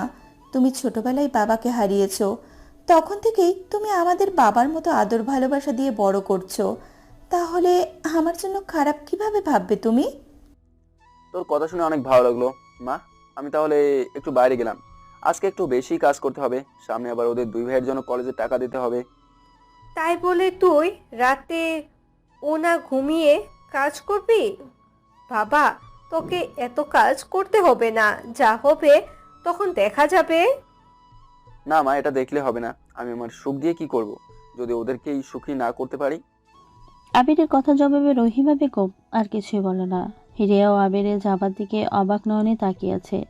এদিকে আবির কাজ করে সকালে ঘুম ঘুম চোখে রাস্তা দিয়ে হেঁটে আসতেছে। এমন সময় পথ আটকে দাঁড়ায় রানা। আরে দোস্ত, তুই এত সকাল কোথা থেকে আসতেছিস? হ্যাঁ, রানা, তুই এত বছর পরে হঠাৎ কোথা থেকে বের হলি? সেই যে চলে গেলি, আর তো তোর কোনো খোঁজই পেলাম না। কি করব বল, আমার এই কাটাস বাপ আমাকে মামার বাড়ি পাঠিয়ে দিয়েছিল। সেখান থেকে পড়া শেষ করে এখন ঢাকায় একটা কোম্পানিতে ভালো জব করি। ও, তাহলে তুই তো খুব ভালোই অবস্থানে আছিস। দোয়া করি অনেক বড় হওয়া। তা বললি না যে এত সকালে কোথায় গেছিলি, নাকি আমাকে বলতে চাচ্ছিস না? আরে সেটা না, তুই তো জানিস বাবা মারা যাবার সাথে লেখাপড়া আমার জীবন থেকে মরে গেছে। হাল ধরেছি পরিবারের সবার, রাতে ইটের ভাটায় কাজ করছি, এখন বাড়িতে যাচ্ছি, ঘন্টাখানে ঘুমিয়ে আবার চাতালের ধান আনতে যাব। বন্ধু থাক, আর সময় করে বাড়িতে আসিস। আচ্ছা বন্ধু, তুইও ভালো থাকিস। একটা সময় যে ছেলেটা ক্লাসের ফার্স্ট বয় ছিল, আজকে সেই ছেলেটাই ইটভাটায় কাজ করে। ভাগ্য মানুষকে কোথায় নিয়ে যায়। তারপর আবির বাড়িতে এসে নাস্তা করে ঘুমিয়ে পড়ে। এদিকে রাস্তা দিয়ে রিয়াকে স্কুলে যেতে দেখে রানার খুব করে ভালো লাগে। রানা খোঁজখবর নিয়ে দেখে রিয়া আবিরের বোন, তাই রানা সঙ্গে সঙ্গে আবিদের বাড়িতে আসে। আন্টি, আন্টি কোথায় তুমি? কিরে রানা, তুই হঠাৎ করে এত বছর পর কোথায় থেকে বের হলি শুনি? সেই যে গেলি আর তোর চেহারাটা দেখালি না। সেটা আর বলিও না, অনেক লম্বা কাহিনী। তা তোমরা সবাই কেমন আছো? আর আবির কোথায়? আমরা সবাই ভালো আছি, আর আবির একটু আগে এসে ঘুমিয়েছে। ও তো আর তোদের মতন কপাল নিয়ে জন্মায়নি বাপ। এমন করে বলো না আন্টি, আল্লাহ সব কিছুই একদিন ঠিক করে দেবেন। বাইরে রানা আর ওর মায়ের কথা শুনে আবিরের ঘুম ভেঙে যায়। আবির বাইরে এসে, কিরে রানা, তুই আমার বাড়িতে কখন আসলি? এই তো আসার উপরেই আছে। আবির, আমি এসেছিলাম একটা কথা বলতে। তুই যদি কিছু মনে না করিস তাহলে কথাটা বলতে পারি? হ্যাঁ বল, তুই কি কথা বলতে চাস? রানা, তুই এমন না করে সেটা বলতে চাস, সোজাসুজি বলে ফেলতো। আন্টি, আমি শুনছি তোমরা রিয়াকে বিয়ে দেওয়ার জন্য ছেলে খুঁজতেছ। আমার রিয়াকে খুব পছন্দ হয়েছে। তোমাদের যদি মত থাকে তাহলে আমি রিয়াকে বিয়ে করে ঢাকায় নিয়ে যাব। সমস্যা নাই, রিয়া পড়াশোনা করতেই থাকবে। রানা, তুই কি পাগল হয়ে গেছিস? হ্যাঁ, কোথায় তুই আর কোথায় আমরা? তোর বাবা আমাদের সাথে আত্মীয়, কোনো দিন মেনে নেবে না। আরে বেটা, বাবাকে এই কথা বলেই আমি এসেছি। বাবা বলেছে তোরা রাজ্যে থাকলেই হবে। বাবা, এই তো অনেক খুশির খবর। তোর মতন ভালো ছেলে আমরা 10 গ্রাম ঘুরেও একটা পাবো না। মা, তুমি এসব কি বলতেছো? ও আমার বন্ধু হয়, ওর সাথে আমার বোনের বিয়ে দেওয়াটাও কি ঠিক হবে? আরে গাধা, ওর সাথে রিয়াকে বিয়ে দিলে তোদের বন্ধুত্ব বন্ধনটা আরো শক্ত হলো। আচ্ছা, আমি তাহলে রাজি। তবে রানা, একটা কথা কান খুলে শুনে রাখ, আমার বোনের যদি একটুও কষ্ট হয়, তাহলে সেই কষ্টের তুলনায় তোর থেকে 1000 গুণ শোধ আমি নেব। আচ্ছা ঠিক আছে, তোর কথায় রইলো। আশা করি রিয়ার চোখে কোনো দিনও পানি আসতে দিব না। আন্টি, এখন তাহলে আমি আসি। রানার মুখে আন্টি কথাটা শুনে রহিমা চৌধুরীর রাগী কণ্ঠে বলে, ঠাটি একটা থাপ্পড় দিয়ে তোর সব দাঁত ফেলে দিব। আমি এখন তোর হবু শাশুড়ি, তাহলে আন্টি বলিস কেন? শাশুমা বলবি। ঠিক আছে সৌমা, আমি তাহলে এখন আসি। আর এই যে সৌমন্দি সাহেব, আসি কেমন? যা শালা, ফাজলামি আর জায়গা পাস না। এভাবেই চলে যায় আরো 3টি দিন। দুই পরিবারের মতামতের উপর ভিত্তি করে রিয়া ও রানার বিয়ের কাজ সম্পূর্ণ হয়। রিয়াকে এখন শ্বশুর বাড়িতে নিয়ে যাবে। রিয়া আবিরকে জড়িয়ে ধরে কান্না করতেছে। ভাইয়া, আমি তোমাকে ছেড়ে কোথাও যাব না। আমি কি তোমার কাছে বেশি হয়ে গেছি? হায় রে পাগলি বোন আমার, এটা কি বলিস? বোন কি কখনো ভাইয়ের কাছে বেশি হয়? হ্যাঁ, আর তোকে কালকে তো আমি দেখতে যাবই, তাই না? তুমি কিন্তু আমি ঘুম থেকে ওঠার আগেই আসবে। আমি ঘুম থেকে উঠেই তোমাকে দেখবো, বলে দিলাম। আচ্ছা ছুটকি, ঠিক আছে, তোর কথাই থাকলো তাহলে। এইভাবেই ভাই বোনের কান্নাজড়িত বিদায়ের মধ্যে দিয়েই রিয়াকে রানা বাড়ি নিয়ে যায়। আবিরের বাড়িতে কারো মুখেই হাসি নেই। একমাত্র মেয়ে বাড়িটা খালি খালি করে চলে গেছে। হাসি কিভাবে থাকবে, তাই না? আসলেই মেয়ে জাতটাই এক অদ্ভুত জাত। বিয়ের আগে বাপের বাড়ি মায়া তৈরি করে, শ্বশুর বাড়িতে চলে যাবে, আবার শ্বশুর বাড়িতে সবার মনে মায়া তৈরি করে পরপারে চলে যাবে। তাই তো বলি, মেয়েদের চোখে এত মায়া কিভাবে থাকতে পারে। আবির, কালকে তো রিয়ার শ্বশুর বাড়িতে মাছ মিষ্টি নিয়ে যেতে হবে। তা এত টাকা তুই কোথায় পাবি? মা, আমি না রিয়ার বিয়ের জন্য টাকা জমাইতাম, সেটা দিয়েই বিয়ের খরচ করছি। এখন একটা মাটির ব্যাংক আছে, ভেবেছিলাম এটা দিয়ে পরে কি একটা করব। এখন সেটার তো কোনো দরকার নেই। ওই ব্যাংকটা ভেঙেই রিয়ার শ্বশুর বাড়িতে যাব। ওরা কত সম্মানী বংশের লোক। আমি মাঝে মাঝে তোর কথা শুনে অবাক হয়ে যাই। আসলে কি আমি তোকে পেটে ধরেছিলাম? তুই এমনটা কিভাবে হলি? সারাটা জীবন শুধু ভাই বোনের সুখের কথাই চিন্তা করলি, নিজের কথা ভুলেও মনে করলি না। মা, ওদের সুখই তো আমার কাছে সব। এই যে রিয়াকে ভালো একটা ছেলের সাথে বিয়ে দিলাম, আমার মনটা খুশিতে ঢই ঢই করে নাচতেছে। এভাবে মা ছেলে আরো অনেক কথা বলে। আবির ওর মায়ের সামনে ব্যাংকটা ভাঙতে গিয়ে দেখে ব্যাংকে কোনো টাকা নেই। আবির তো অবাক হয়ে যায়, কেননা এখানে না হলেও 7 থেকে 8 হাজার টাকা ছিল, আর আবিরের কাছে এটাই শেষ ভরসা ছিল। মা, এখানে তো কোনো টাকা নেই, মনে হয় এই টাকা কেউ বের করে নিছে। কে আবার নেবা? এটা মনে হয় রাশেদ আর রাহাতের কাজ। আজকে ওদের একটা শিক্ষা দিয়েই ছাড়বো। না মা, ওরা দরকারের জন্যই মনে হয় নিছে, আমাকে না বলে। বাদ দাও, এটা কোনো ব্যাপার না। সেটা না হয় বাদ দিলাম, এটাই তো শেষ ভরসা ছিল তোর হাতে।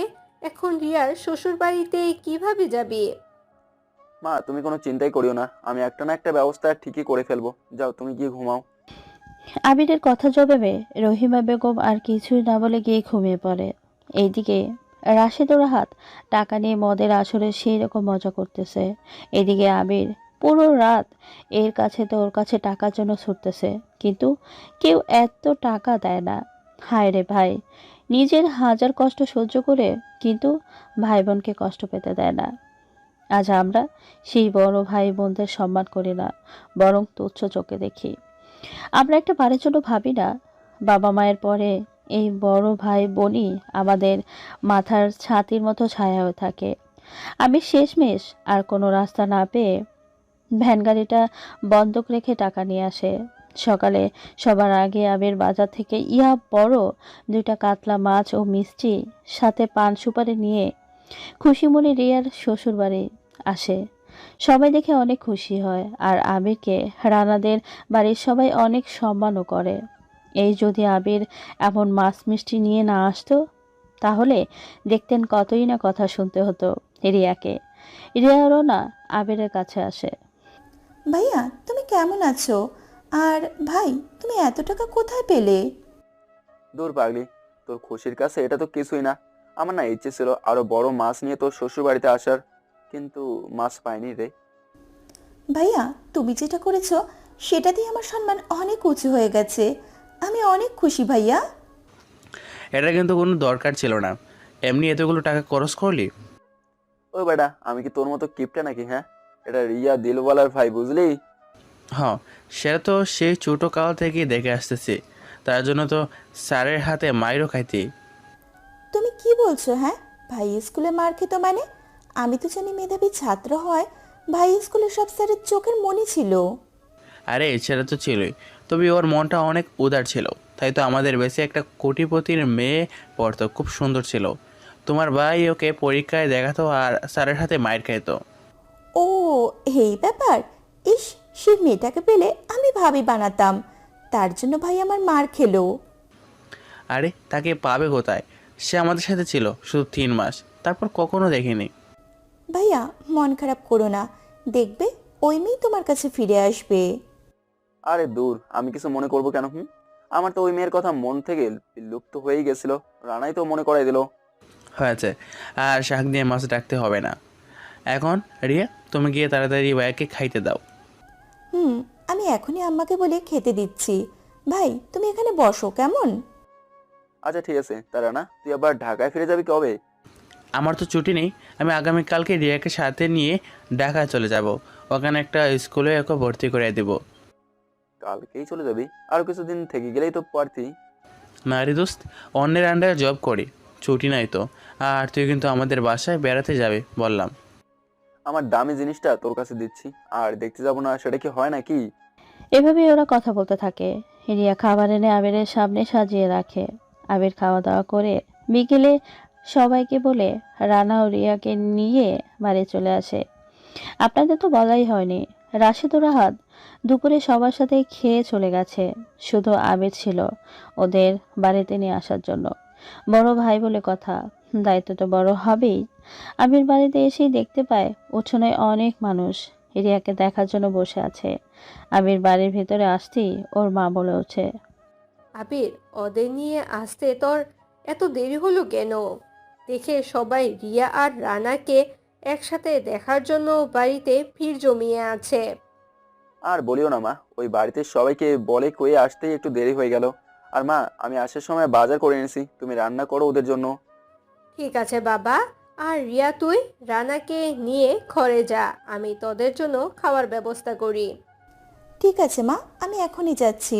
আর মা, তুমি ভাইয়াকে বলে দিও আর যেন এরকম খরচ না করে। এমনিতেই ভাইয়ার কত কষ্ট হয় কাজ করতে। জানি না ভাইয়া এত টাকা কোথায় পেলো। আরে পাগলি, তোদের জন্য টাকা খরচ করবো না তো কার জন্য খরচ করবো? হ্যাঁ, তোরাই তো আমার সব। ভাইয়া, তোমার সাথে কথা বলে আমি পেরেছিটা কবে বলো তো? আমি যখনই এমন কথা বলি তুমি ঠিক তখনই আমাকে ইমোশনালি কথা বলিয়ে চুপ করিয়ে দাও। তুমি খুব পচা।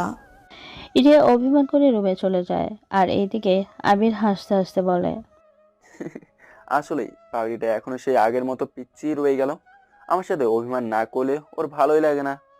এইভাবেই ওদের মাঝ থেকে বিদায় নিয়ে চলে যায় আজকের দিন।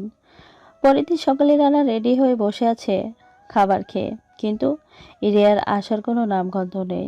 রানা রাগী কণ্ঠে রিয়াকে ডেকে বলে, এই রিয়া, রিয়া, তোমার এখনো হলো না নাকি? আরও দেরি করলে তো ট্রেন মিস করে ফেলবো, তখন কি হবে? আরে বাবা, আসছি তো। মেয়েদের সাজতে একটু দেরি হয়, সেটা জানো না বুঝি? সেটা তো জানি, কিন্তু এতটা যে দেরি হয় সেটার বাস্তব উদাহরণ এখন তোকে দেখে পেলাম। জানো, আরো কত কি দেখবে জীবনে আমার সাথে সংসার করতে। এখন তাহলে চলো যাওয়া যাক। রিয়া, তুই কিন্তু আবার একদম রানার সাথে রাগারাগি করিস না। আমার তো টেনশন হয়, তোর যে রাগ না জানে কি হয়।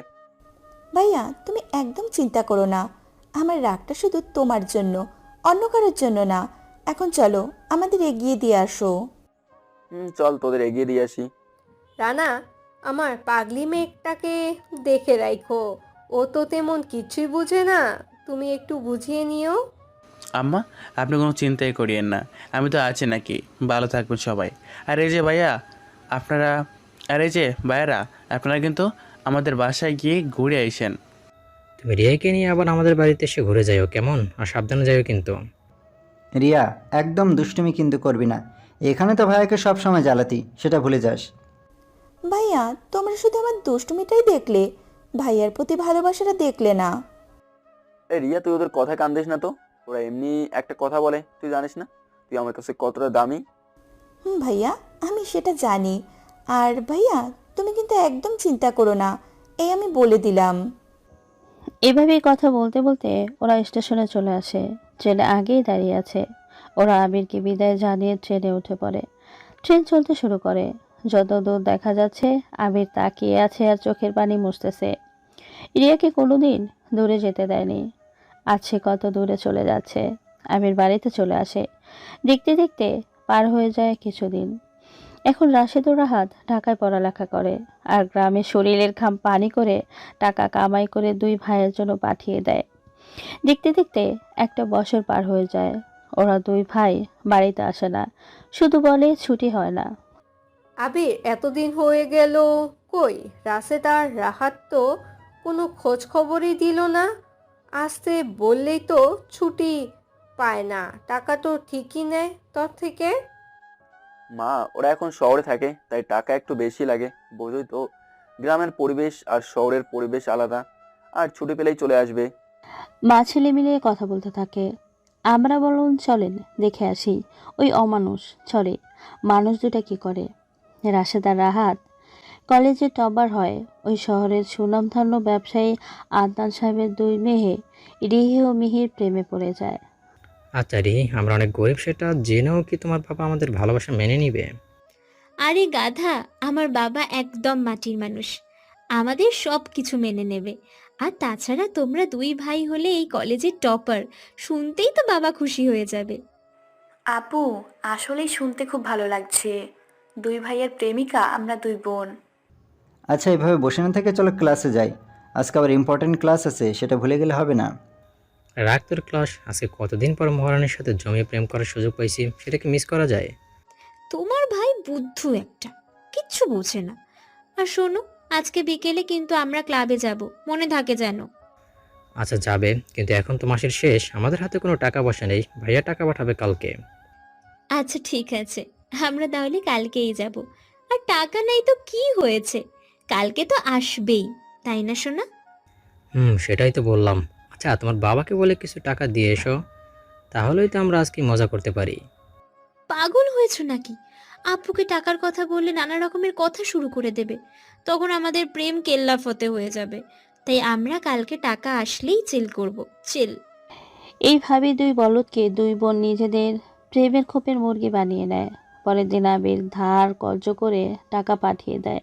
সে টাকা পেয়ে বিকেলে পার্টিতে চলে আসে রাশেদ ও রাহাত ওদের দুই বোনকে নিয়ে। মজা করতে থাকে সবাই, মজার যেন কোনো কমতি নেই। এদিকে যে টাকা ছিল সেটার অর্ধেক বেশি টাকা শেষ হয়ে যায়। পরের দিন কলেজের ফর্ম ফিল আপের জন্য টাকা জমা দিতে হবে। ভাইয়া, এখন চলো বাসায় চলে যাই। সব টাকা শেষ করলে কালকে কলেজে জমা দেবা কি করে? হ্যাঁ সেটা তো আমার মনেই ছিল না। ওই যান, চলো এখন বাসায় যাই, অনেক তো মজা করলাম। দেখো, আমরা কোনো ফকরির সাথে প্রেম করি না, বুঝলে? যে এভাবে চলে যাব, টাকা তো পকেটে আছেই, চিল করো জান, চিল করো। এভাবেই দুই বোনের ফাঁদে পড়ে সব টাকা ফুরিয়ে বাসায় চলে আসে। বাসায় এসে দুই ভাই মিলে একটা বুদ্ধি করে। চলেন মনোযোগ দিয়ে দুষ্টু লোকের মিষ্টি বুদ্ধি শুনে আসি। ভাইয়া, এখন কি হবে? কালকে টাকা দিতে না পারলে তো আর আমরা পরীক্ষা দিতে পারবো না, তাহলে আমাদের জীবনটা শেষ হয়ে যাবে। দূর বোকা, টাকার ব্যবস্থা হবে। এই যে ফোন আর এই যে ভাইয়ের নাম্বার, কল দিয়ে দেখো কি বলি, তুই শুধু শোন। তারপর রাশিদ আবিরের নাম্বারে কল দিতেই আবির কল রিসিভ করে। ভাই, তোরা দুজন কেমন আছিস? ভাইয়া আমরা দুজন একদম ভালো নেই। কেন, তোদের আবার কি হয়েছে? টাকা কি কম পড়ে গেছে নাকি?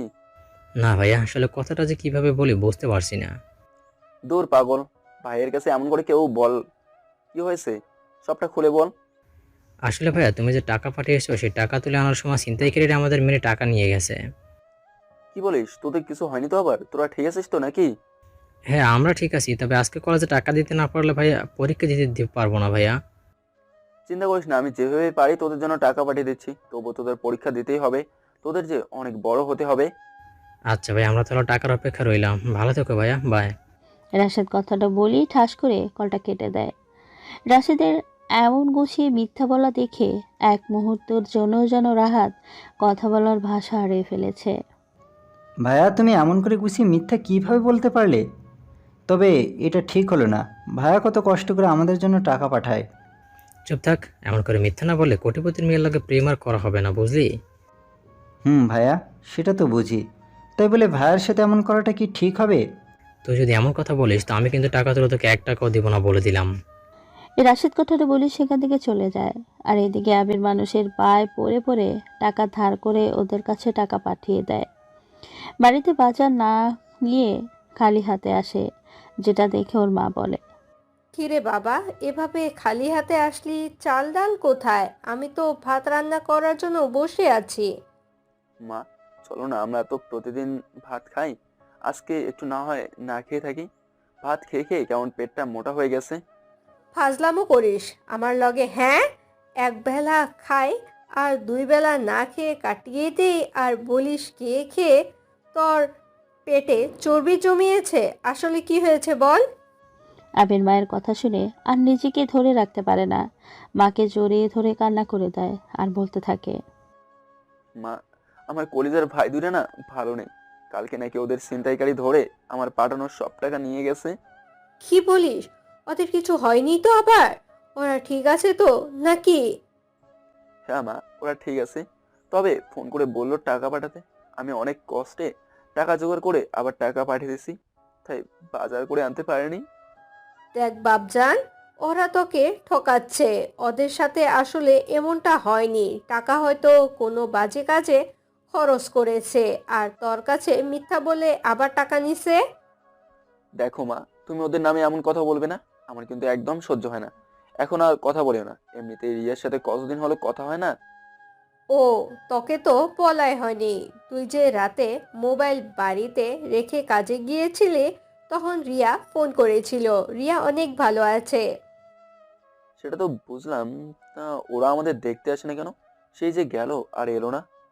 আরে বাজান, রিয়া তো ওখানে লেখাপড়া করে, সামনে ওর পরীক্ষা, আর রানার কাজের চাপেও গ্রামে আসতে পারে না। ওদের আসতে হবে না, ওরা ওইখানে সুখে থাকলেই হবে। মা, তুমি গিয়ে রেস্ট করো কেমন? আবির কথাটা বলেই চলে যায় ফ্রেশ হতে। ফ্রেশ হয়ে সে বিছানায় গাটা এলিয়ে দিয়েই ঘুমিয়ে পড়ে। পেটের ক্ষুধা আর মনে হলো না। এভাবেই দেখতে দেখতে পার হয়ে যায় অনেকগুলো দিন। রাশেদ আর রাহাতের পড়াশোনা শেষ হয়েছে আর ভালো রেজাল্টও করেছে। আফসোস, এই খুশির খবর বাড়িতে জানায় না। উম, ভাইয়া আমাদের রেজাল্টের কথাটা কিন্তু এবার বাড়িতে জানানো উচিত। আমাদের রেজাল্টের কথা শুনে ভাইয়া অনেক খুশি হবে। পাগল হয়েছিস তুই? হ্যাঁ, আমার রেজাল্টের কথা বললেই তো পড়াশোনার জন্য ভাইয়া যে টাকা দিত সেটা তো বন্ধ করে দিবে।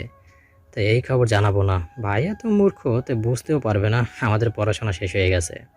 ভাইয়া তুমি এত বুদ্ধি নিয়ে রাতে ঘুমাও কি করে? হ্যাঁ, আমাকে একটু বুদ্ধি ধার দিতে পারো না? তাহলে আমিও তো তোমার মতো হয়ে যেতাম। ওদের দুই ভাইয়ের কথার মাঝে দুই সুন্দরী গার্লফ্রেন্ড চলে আসে। আর রাহাতের কথা জবাবে মিমি বলে, হয়েছে, আর এমন করে বুদ্ধি দেওয়া নেওয়া করতে হবে না। এখন চলেন, আপনাদেরকে বাবা দেখতে চেয়েছে।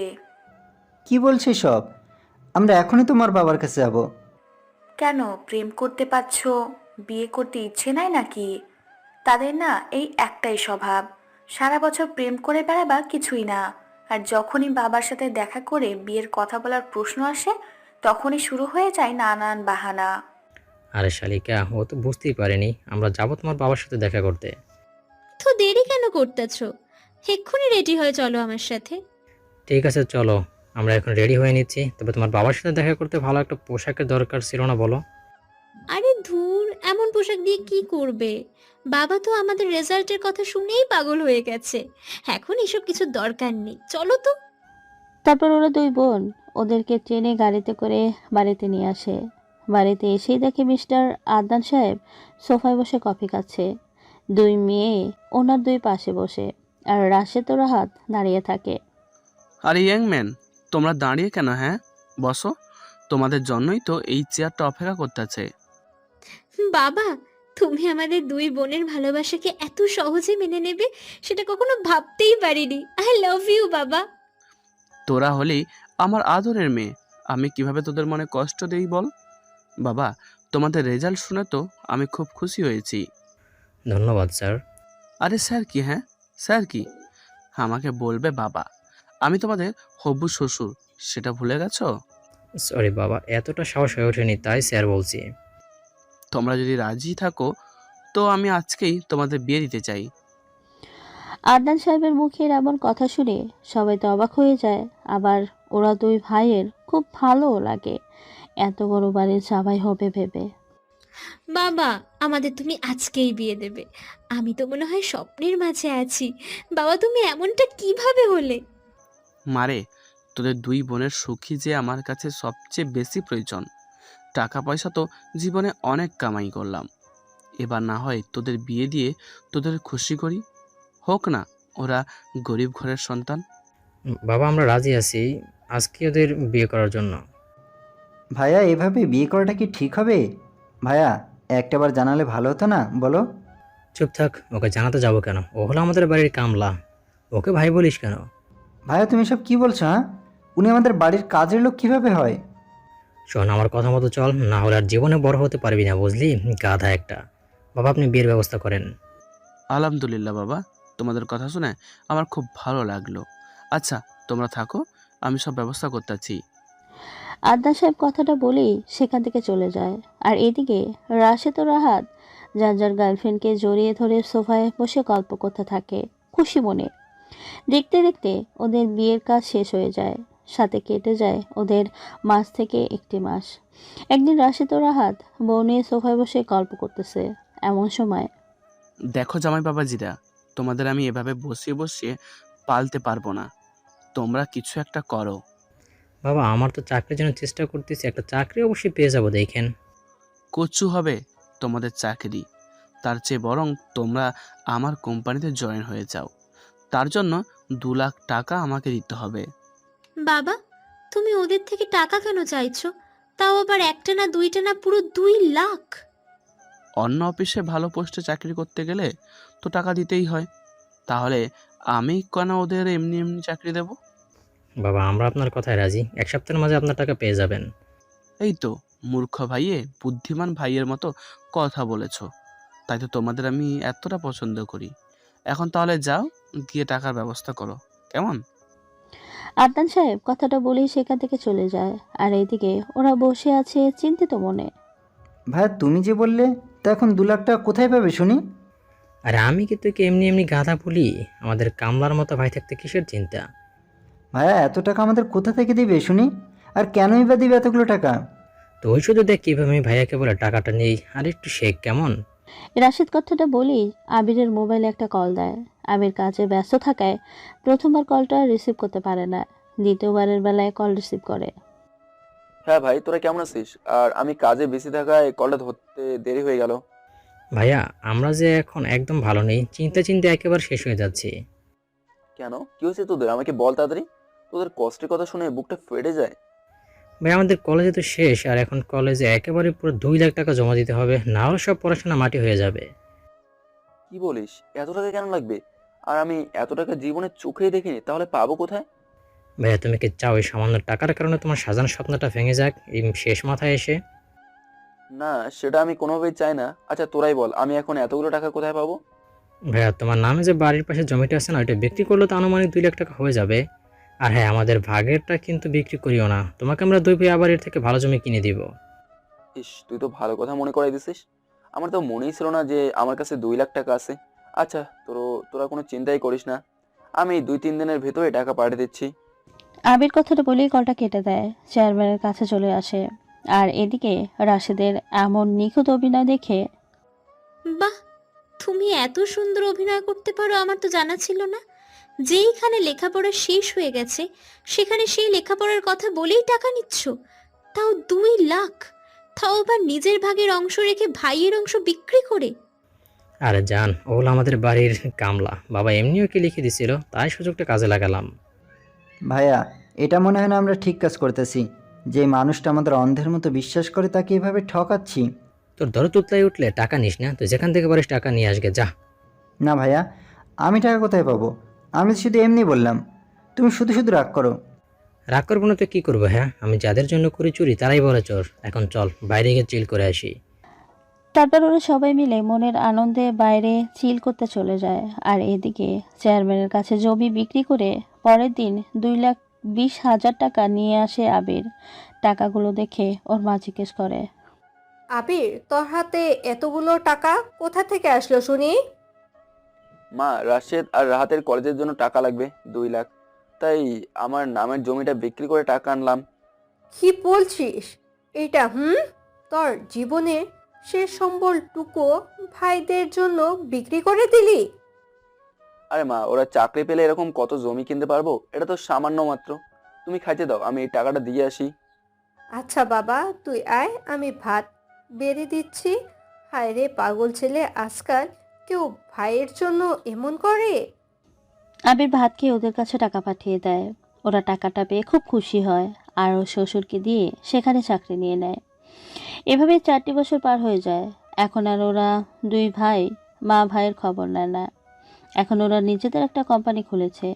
একদিন আবির আর ওর মা ভাত খাচ্ছে, এমন সময় চেয়ারম্যান এসে বলে ওদের সব কিছু নাকি রাশেদ আর রাহাত বিক্রি করে দিছে তার কাছে। আরও বলে আবির আর ওর মাকে যেন বাড়ি থেকে ধাক্কা দিয়ে বের করে দেয়। আবির কথাটা শুনেই মাথা ঘুরে পড়ে যাবার মতো হয়ে যায়। বাবা, এটাই সত্যি, এখন বুঝেছিস তো তুই কত বড় ভুল করেছিস? না মা, কিসের ভুল? ওদের মনে হয় টাকার দরকার পড়ছিল, তাই বিক্রি করে দিছে। আমরা চলো শহরে যাই, ওরা না কোম্পানি খুলেছে।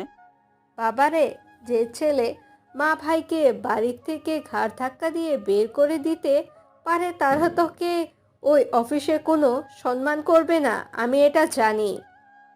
না মা, আমার ভাই এমন করতেই পারে না। চলো সবকিছু নিয়ে আজকে ঢাকায় চলে যাই। তুই যে ঢাকায় যাবি, ওদের অফিসের ঠিকানা কি তুই জানিস? হ্যাঁ মা, আমি জানি, ওরা একদিন বলেছিল। তাড়াতাড়ি চলো, আমাদের দুপুরের আগেই ঢাকায় পৌঁছাতে হবে। তারপর ওর মা ছেলে মিলে একটা ব্যাগে কাপড় চোপড় নিয়ে শেষবারের মতো বাড়িটার দিকে তাকিয়ে গুটি গুটি পায়ে সামনের দিকে হাঁটতে থাকে। আবির কখনোই ভাবতে পারেনি এমনটা হবে। মিসেস রহিমা বেগমের চোখ থেকে যেন অঝরে পানি পড়ে যাচ্ছে। অনেকটা সময় পরে স্টেশনে এসে বাসের 2টা টিকিট কেটে বসে পড়ে। কিছু সময় পরেই তার বাস আপন গতিতে চলতে শুরু করে।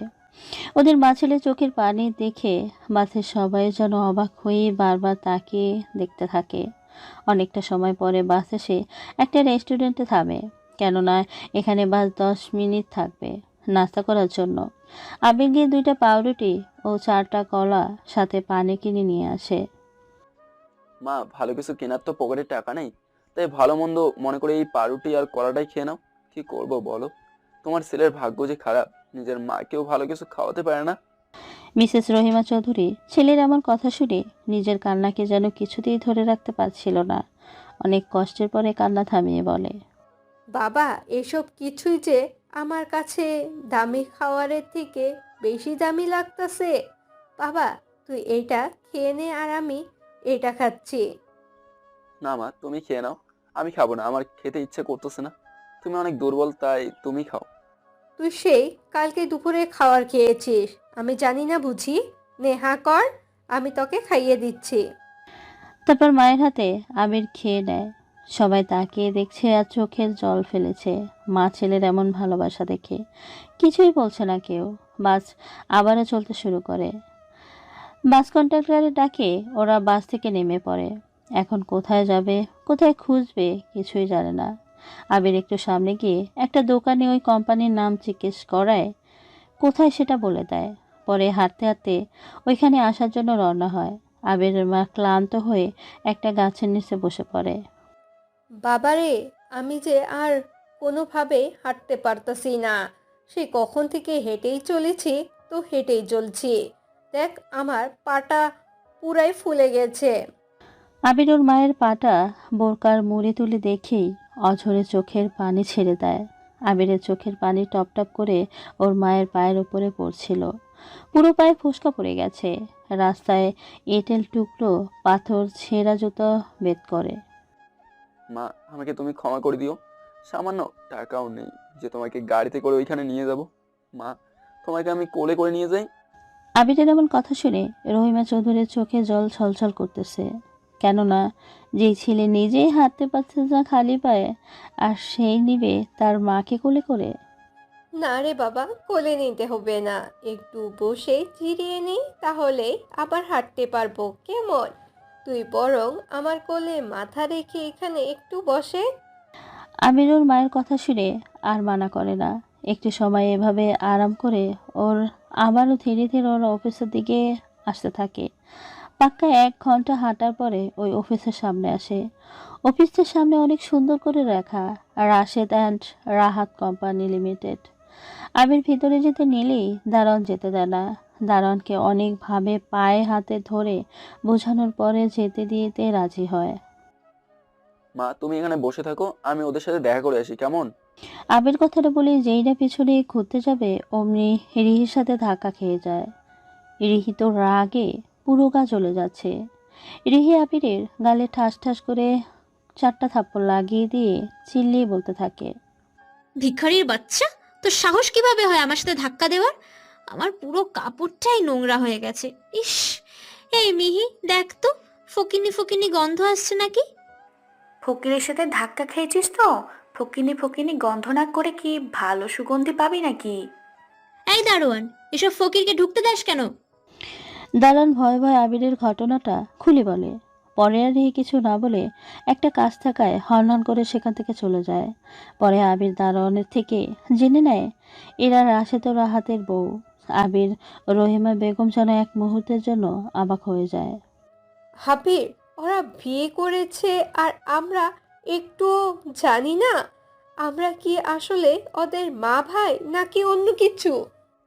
মা, তুমি কিছু মনে করিও না তো, ওরা এখন অনেক বড় লোক, তাই আমাদেরকে ওদের বিয়েতে বলেনি। আচ্ছা মা, তুমি থাকো, কেমন? আচ্ছা বাবা, তুই তাড়াতাড়ি আসিস কিন্তু। তারপর আবির আর কিছু না বলে সেখান থেকে সোজা অফিসের ভেতরে চলে আসে। একে অন্যকে জিজ্ঞেস করে রাশেদের কেবিনের সামনে এসে সোজা ভিতরে ঢুকে পড়ে। ভিতরে একটা মিটিং চলছিল। এদিকে সবাই আবিরের দিকে তাকিয়ে আছে। আর আবিরকে দেখে ওরা 2 ভাই তো রাগে ফুঁসতে থাকে। মনে হচ্ছে এই বুঝি ঠাস ঠাস করে থাপ্পড় দিয়ে আবিরের গালটা লাল করে দেবে, কিন্তু সেটা করে না লোকজন দেখে। তবে যেটা করেছে সেটা তো এই গল্পের শুরুতেই শুনেছেন। এখন চলেন বাস্তবে ফেরা যাক। অতীত নিয়ে তো অনেক ঘাটাঘাটি করলাম। আবিরকে এভাবে কান্না করতে করতে বাইরে যেতে দেখে পুরো অফিসের সবাই যেন অবাক হয়ে তাকিয়ে আছে। এদিকে আবিরের যেন চোখের পানি কোনোভাবেই থামছে না। সাথে রিহি থাপ্পড়ের কারণে ঠোঁট থেকে যে রক্ত আছে। আবির ওর মায়ের কাছে এসে বলে, মা, চলো, এরা অনেক বড় লোক, এখন আমাকে চেনেই না। আমার পায়ে জুতা নাই দেখে পুরো অফিসটা নোংরা হয়ে গেছে। বাবা, আমি আসলে 2টা অমানুষের জন্ম দিয়েছিলাম। তোকে আগেই বললাম এখানে যাওয়ার কোনো দরকার নেই। আচ্ছা বাবা চল, আল্লাহ এই দুনিয়ায় আমাদের কোথাও না কোথাও জায়গা ঠিকই হবে। চলো এখান থেকে। তারপর ওরা আবারও সামনের দিকে হাঁটতে থাকে। এদিকে জানালা দিয়ে তাকিয়ে দেখছে রাহাত। চোখ থেকে নিজের অজান্তেই 2 ফোঁটা নোনা জল গাল বেয়ে পড়ে গায়ে থাকা দামি শার্টের উপরে। এদিকে ওরা হাঁটতে হাঁটতে অনেকটা দূরে চলে এসেছে। আবির, আমি এই গাছটার নিচে একটু বসি, তুই একটু পানি নিয়ে আসে। আমার খুব করে পানি পিপাসা পেয়েছে, মনে হচ্ছে পানি না হলে প্রাণটাই বেরিয়ে যাবে। ঠিক আছে মা, তুমি একটু বসো, আমি এই রাস্তার ওপার থেকে তোমার জন্য বোতলে করে পানি নিয়ে আসি। আবির কথাটা বলেই বেখেয়ালিভাবে রাস্তা পার হয়ে নেয়। সাইড থেকে তেড়ে আসা একটা গাড়ি এসে আবিরকে ধাক্কা দেয়। সঙ্গে সঙ্গে আবিরের দেহটা ছিটকে রাস্তার পাশে গিয়ে পড়ে। জল থেকে তুলে আনা মাছ শুকনায় রাখলে যেমন করে এমনইভাবে আবিরের দেহটি ছটফট করতেছে। এই বুঝে দেহ নামক খাঁচা ছেড়ে প্রাণ পাখিটা বেরিয়ে যাবে। এদিকে আবির এমন অবস্থা দেখে রহিমা বেগম দৌড়ে এসে ছেলেকে জড়িয়ে ধরে কান্না করে দেয়।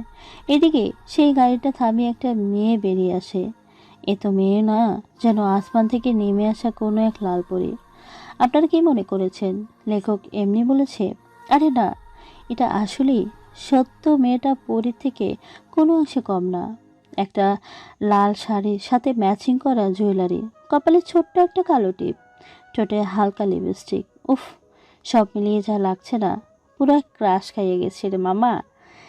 এই রে, এদিকে রহিমা চৌধুরী কান্না করিয়ে যাচ্ছে। আবির, তোর এ কি হলো? আমাকে একা রেখে তুই কোথায় গেলে?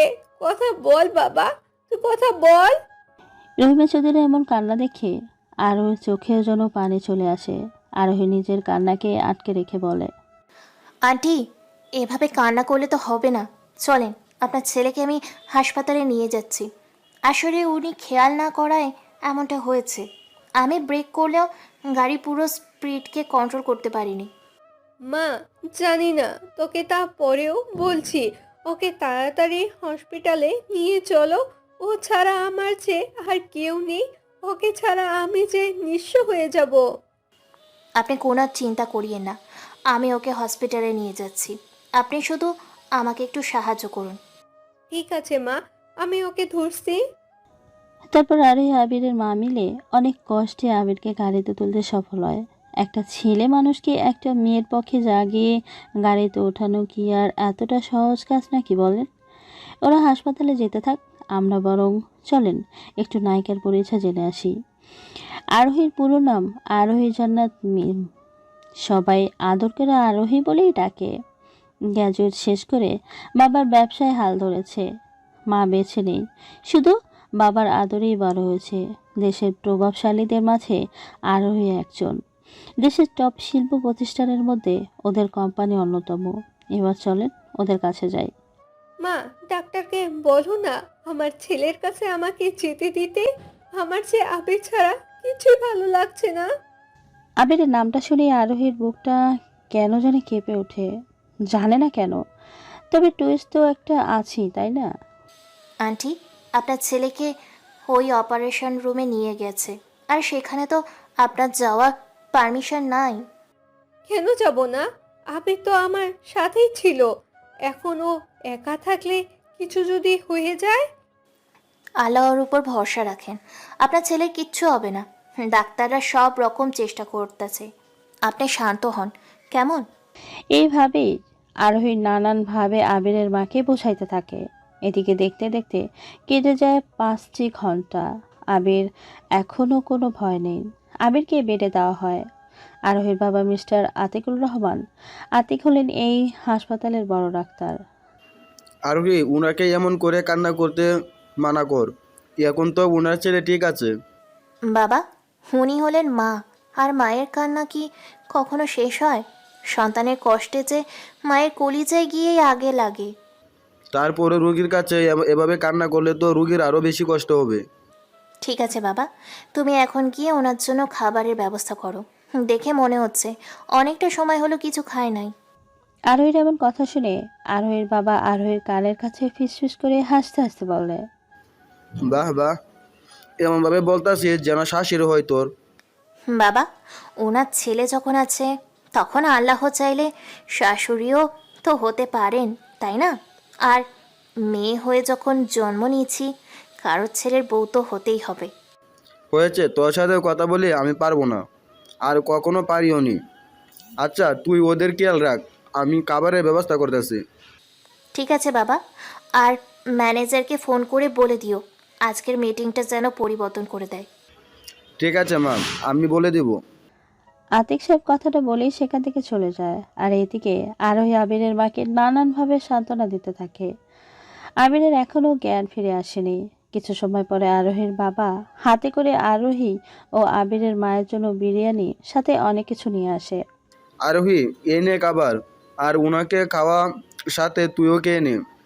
এমনিতে তুইও সকালে তেমন কিছু খেয়ে বের হোসনি। আমার রাজকন্যার মুখটা শুকনো লাগছে। বাবা মেয়ের এমন মিল দেখে আবিরের মা অবাক হয়ে তাকিয়ে আছে। তার মানে একটাই প্রশ্ন, বাবা মেয়ের মাঝে এত মিল কিভাবে হতে পারে? এদিকে আবিরের মাকে এভাবে তাকিয়ে থাকতে দেখে ভাবি অবাক হচ্ছেন তাই না, যে আমরা বাবা মেয়ের মাঝে এতটা মিল কিভাবে? হ্যাঁ ভাই সাহাব, আমার তো মাথায় ঢুকতেছে না আপনাদের এত মিল কিভাবে। আসলে ভাবি, আরোহীর যখন 2 বছর বয়স তখন ওর মা ওকে একা করে চলে যায় পরপারে। তখন থেকে আমি ওর বাবা, আমি ওর মা। আমি আরোহীর কোনো ইচ্ছে গোপন রাখিনি, সব সময় ওর সাথে ফ্রি থেকেছি। ওর মায়ের সাথে শেয়ার করার কথাগুলো আমার সাথে শেয়ার করতো। কি করব বলেন, মা মারা মেয়ে আবার কিভাবে আর কষ্ট পেতে দেয়। বাবা, তুমি কিন্তু বেশি ইমোশনাল হয়ে পড়তেছ। হ্যাঁ হ্যাঁ হ্যাঁ, দেখেছেন ভাবি, ফাজিল মেয়ে আবার বলতেও দিবে না। সত্যি ভাইজান, আরোহীর মার চেহারাটা যেমন সুন্দর তেমনি মনটাও অনেক সুন্দর। আন্টি, হয়েছে, আর তোমাকে বাবার কথার সাথে তাল মেলাতে হবে না। এখন এই যে খাবার আমাকে খাইয়ে দিয়ে নিজে খেয়ে নাও। আরোহী মা, আমার হাতে তুই খাবার খাবি? এই দেখ, আমার হাতে কোনো অপরিষ্কার হয়ে আছে। আন্টি, এটা অপরিষ্কার হলেও এটা মায়ের হাত। এই হাতে কখনো জীবাণু থাকে না। আর আমি সেই সব অহংকারী মেয়ে মতো না। আচ্ছা, আর বলতে হবে না, আমি তোকে খাইয়ে দিচ্ছি, কেমন? তারপর রহিমা বেগম আরোহীকে খাইয়ে দিতে থাকে আর আরোহী আনন্দের সাথে খেতে থাকে। কিছু সময়ের ভিতরে আরোহী রহিমা বেগমের মাঝে যেন মা মেয়ের মতো সম্পর্ক তৈরি হয়ে গেছে। আরোহী একটু উঠে বসার জন্য যেই না পাটা টান দিচ্ছে অমনি রহিমা বেগম চিৎকার করে, কেননা আরোহীর পা রহিমা বেগমের গায়ের উপরে পড়েছে। আন্টি, তোমার আবার কি হলো? এভাবে চিৎকার করলে কেন শুনি? না মা, কিছুই হয়নি, এমনি তোর পাটা আমার পায়ে পড়ার কারণে একটা ব্যথা পেয়েছি। না আন্টি, তুমি এটা বললে তো আমি শুনবো না। আমি তো দেখবই কি হয়েছে। তারপর আরোহী জোর করেই রহিমা বেগমের পা দেখে আর পায়ের অবস্থা দেখে তো থ হয়ে যায়। আরোহীর মুখে যেন কথা বলার কোনো ভাষা নেই। আরোহী বাবা অবাক হয়ে তাকিয়ে আছে। ভাবি, আপনার পায়ের এই অবস্থা কেন? এর কোনো ট্রিটমেন্ট করতে হবে না, হলে আপনার সমস্যা হবে। না ভাই, এটা গরিবের পা, কিছুই হবে না। তাছাড়া এটা আমার কপালে জমে থাকা উপহার। না আন্টি, তোমার কোনো কথা শুনছি না আমি, বুঝলে? আগে খাবারটা খেয়ে নাও। তারপরে আরোহী রহিমা বেগমকে খাবার খাইয়ে দেয়। পরে আতিক সাহেব নার্সকে দিয়ে রহিমা বেগমের পাটা ভালো করে পরিষ্কার করে ড্রেসিং করে দেয়। কিছু সময় পরে আবিরের জ্ঞান ফিরে আসে। আবির হাতের আঙ্গুল নাড়াতে থাকে, যেটা দেখে আতিক সাহেব বলে, যাক, অবশেষে আবিরের জ্ঞান ফিরে আসলো। তাহলে এখন আর কোনো ভয় নাই। হ্যাঁ বাবা, এখন সব চিন্তা থেকে মুক্ত হলাম। আন্টি, এই যে দেখো, তোমার ছেলের জ্ঞান ফিরে এসেছে। এখন কিন্তু একদম মন খারাপ করতে পারবে না। এদিকে আবির চোখ খুলে দেখে ও একটা হাসপাতালে, কিন্তু পাশে ওর মা নেই। তাই আবির বলে, আমি এখানে কেন? আর আমার মা কোথায়? এই যে এমন করে ওঠা যাবে না, তুমি অনেক অসুস্থ আর তুমি এখন হাসপাতালে আছো। আর এই যে আন্টি, দেখো। হ্যাঁ বাবা, আমি এখানেই আছি। তুই একদম কিন্তু পাগলামো করিস না, তুই অনেকটাই অসুস্থ। মা, তুমি যে আমাকে এত দামি হাসপাতালে নিয়ে আসছো, এত টাকা বিল কিভাবে দেবো আমরা? কেন? তোমার কিডনি দুটো আছে না, ওইটা বিক্রি করে হাসপাতালের বিল পরিশোধ করব। কিডনি বিক্রি করে হাসপাতালে বিল পরিশোধ করবেন, কিন্তু তখন যে আবার কবরস্থানের খরচ দিতে হবে। একদম ফালতু কথা বলবে না তো। আমার গাড়ির সাথে তোমার অ্যাক্সিডেন্ট হয়েছিল, তাই হাসপাতালে আমি নিয়ে এসেছি। খরচের কোনো ভয় নেই। এমনিতেই স্কুলে থাকতে বেতের বাড়ি অনেক খেয়েছো। আরোহীর কথা শুনে আবির যেন আরোহীর দিকে অবাক নয়নে তাকিয়ে আছে, কিছু যেন বলতে পারছে না। এত সময় আবির আরোহীকে ভালো করে খেয়ালই করেনি, কিন্তু এখন চোখ ফিরাতেই পারছে না। তার মানে তুমি সেই আরোহী যাকে খাতা দেখাতে গিয়ে আমি শুধু স্যারের হাতে মায়ের আর মুখে বকা খেতাম? তোমাকে রেখে আমি হঠাৎ করেই হারিয়ে গিয়েছিলাম। আসলে বাবা লন্ডন গেল, তাই সাথে আমাকেই যেতে হয়েছিল। কিন্তু আমি যে সেই আবির, সেটা তুমি কিভাবে চিনলে শুনি? আরে বুদ্ধু, ওই যে তোমার হাতে স্পষ্ট দেখা যাচ্ছে আমার দেওয়া সেই কামড়ের দাগ। আমি খাতা দেখাইছিলাম না বলে আরোহী আমাকে একটা কামড় দিয়েছিল, যেটার কারণে আমার হাত দিয়ে রক্ত বের হয়েছিল, সাথে পাক্কা 7 দিনের জ্বর। এইভাবে ওদের মাঝে পরিচয় হতে থাকে। এদিকে দেখতে দেখতে পার হয়ে যায় 5টা দিন। এই 5 দিনে আরোহী আবিরকে রেখে কোথাও যায়নি, সব সময় আবিরের সাথেই থেকেছে। আবিরের গোসল করানো, খাওয়া দাওয়া করানো, ফ্রেশ করানো থেকে শুরু করে পোশাক পরানো সবটাই আরোহী করেছে। কেননা আবির ভালো করে হাঁটতে পারছিল না, এখন একটু সুস্থ হয়েছে। আজকে আবিরকে হাসপাতাল থেকে রিলিজ দিয়েছে। মা, এখন আমরা কোথায় যাব? আমাদের তো যাবার মতো কোনো জায়গা নেই। আবিরের কথা শুনে আরোহীর খুব রাগ হয়, আর আরোহী রাগী মুডে বাবাকে বলে, বাবা, তুমি ওকে ভালো করে বলে দাও এইসব না বলতে। ও কি বোঝে না আমি সেই ছোট থেকে ওকে ভালোবাসি? আজব, আমার যাবার কোনো জায়গা নেই সেটা বলবো না, তাহলে আমি যাব কোথায়? তোমার শ্বশুর বাড়ি যাবে, বুঝলে? আমার বাবা অনেক বড় একটা বাড়ি করে রেখেছে, সেখানে অনেক অনেক জায়গা। তোমার আর শাশুমার থাকতে কোনো অসুবিধা হবে না। এত বছর খবর নেইনি আর আইসি এখন ভালোবাসা দেখাতে। বাবা আবির, তুমি এটা কি বলছো? ও তোমাকে খুঁজেনি, এমন কোনো জায়গা নেই যে তোমাকে ওই খুঁজেনি।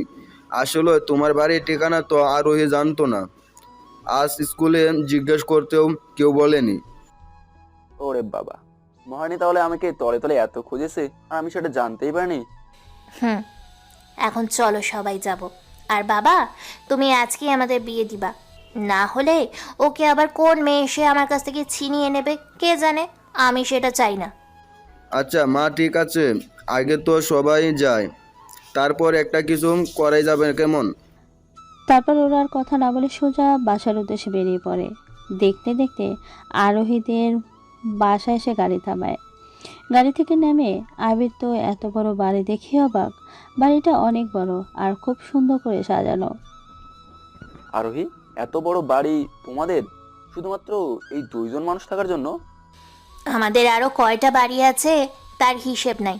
বাংলাদেশের প্রায় জেলাতেই আমাদের কোম্পানির শাখা আছে, সেখানে গিয়ে বাড়িতে থাকি কয়েকটা দিন করে। ওরে বাবা, তাহলে তো তোমরা অনেক বড় লোক, যেটা তোমাকে দেখে বোঝাই যায় না। বুঝবে কি করে? তুমি তো আমার দিকে ভালো করে তাকাওইনি, সব সময় এড়িয়ে চলেছ। মনে হয়েছে মেয়ে দেখলেই তোমার অ্যালার্জি, বুদ্ধ একটা। আমি কতবার চেষ্টা করেছি ভালোবাসি কথাটা বলার জন্য, কিন্তু বলতে পারিনি। এখন চলো ভিতরে যাই। তারপর ওরা সবাই বাড়ির ভেতরে চলে আসে। আবির চারিদিকটা খুব ভালো করে ঘুরে ঘুরে দেখতেই যেন ব্যস্ত। আরোহী, আবিরকে ওর টাকা রুমটা দেখিয়ে দে, কেমন? ঠিক আছে বাবা, এই তুমি আমার সাথে আসো, তোমার থাকার রুম দেখিয়ে দিচ্ছি। নাকি বাড়ির মালিকের মেয়ের সাথে থাকার ইচ্ছে, কোনটা? ইচ্ছে তো বাড়ির মালিকের মেয়েকে জড়িয়ে ধরে ঘুমানোর, এমনিতেই যে শীতের রাত, একা একা কি আর ঘুমানো যায়? এই যে মিস্টার ফাজিল, গাড়ি যে পর্যন্ত চালাই এসেছেন ওখানেই থামান। আগে বিয়ে হোক, পরে শীতকাল, গরমকাল, বসন্তকাল সব কালের সাথেই থাকতে পারবেন, বুঝলে? এত সুন্দর করে গুছিয়ে বলা বাংলা কথাটা না বুঝে কি আর কোনো উপায় আছে নাকি? আমি সুন্দর করে বুঝে গেছি। এই তো, গুড বাই। আর এইটা তো হলো আজকে থেকে তোমার রুম, আমি গুছিয়ে রাখি প্রতিটা রুম। তাই তো বলি, এত সুন্দর কেন? পরীর মতো সুন্দর মেয়ের হাতের কাজ তো একটু সুন্দর হবেই, তাই না?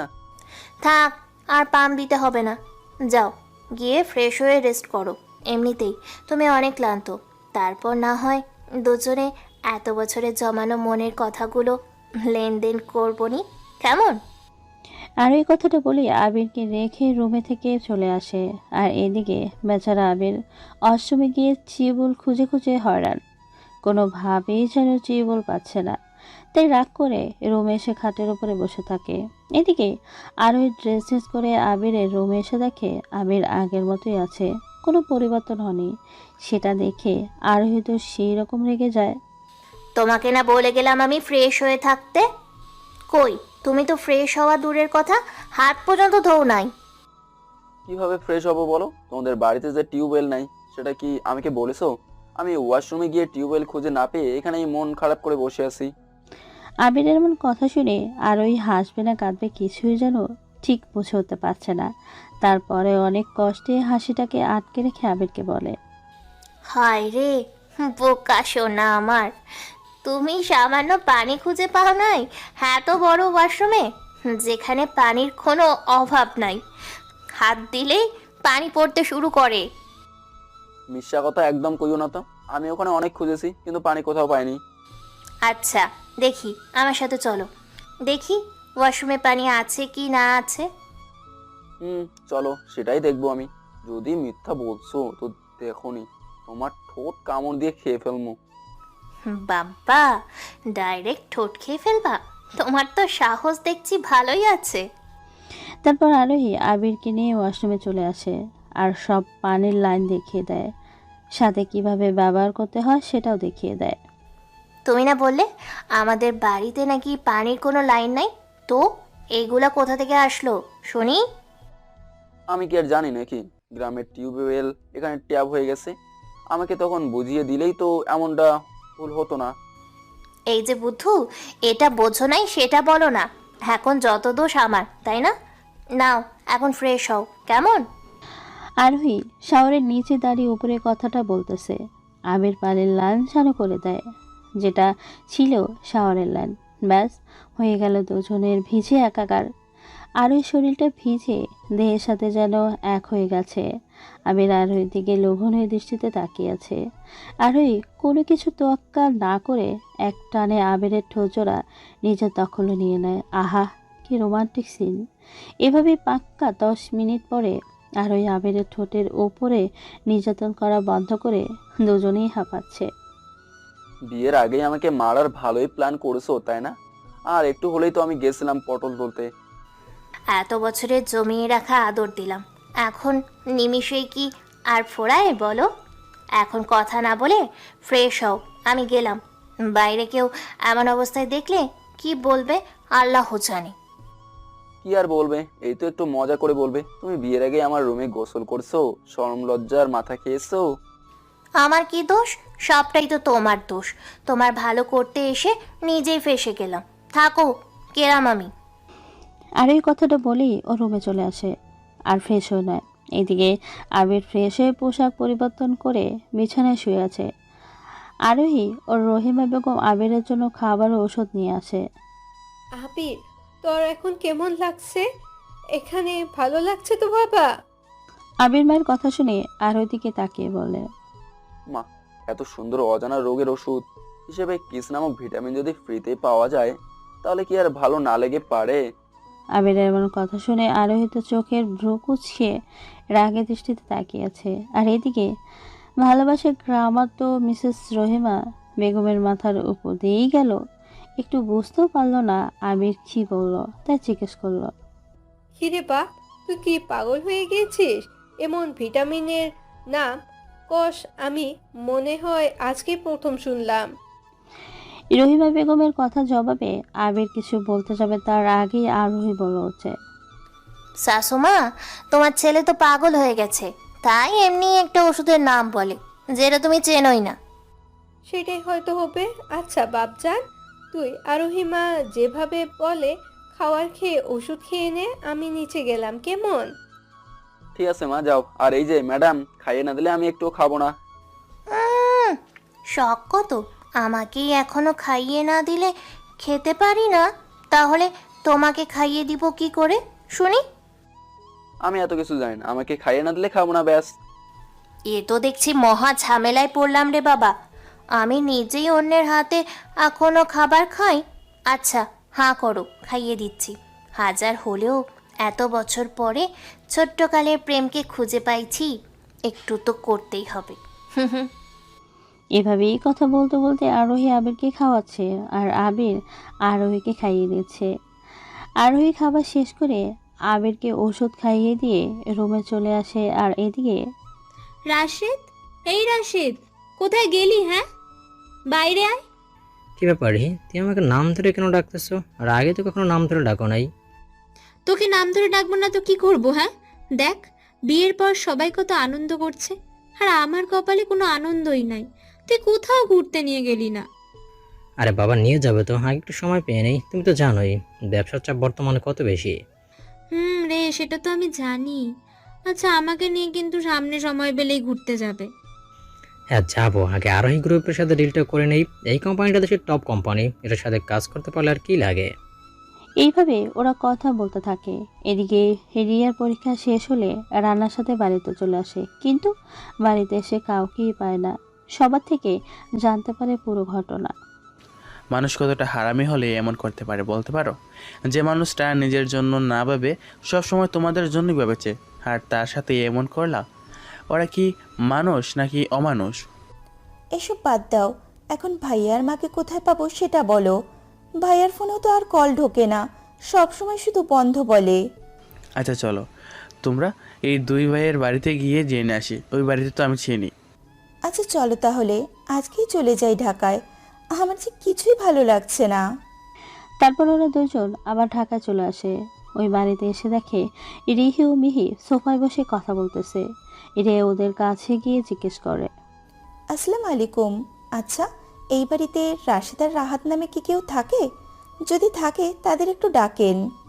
হ্যাঁ থাকে, কিন্তু আমরা তাদের কেন ডাকবো? তোমরা কারা সেটা আগে বলো। আমি হলাম রিয়া, রাশেদ ও রাহাত ভাইয়ার ছোট বোন, আর এ হলো আমার স্বামী। ও, তাহলে দাঁড়িয়ে কেন? বসো বসো, আমরা তোমার ভাবি। আর এই মিহি, ওদেরকে ডেকে আনতো।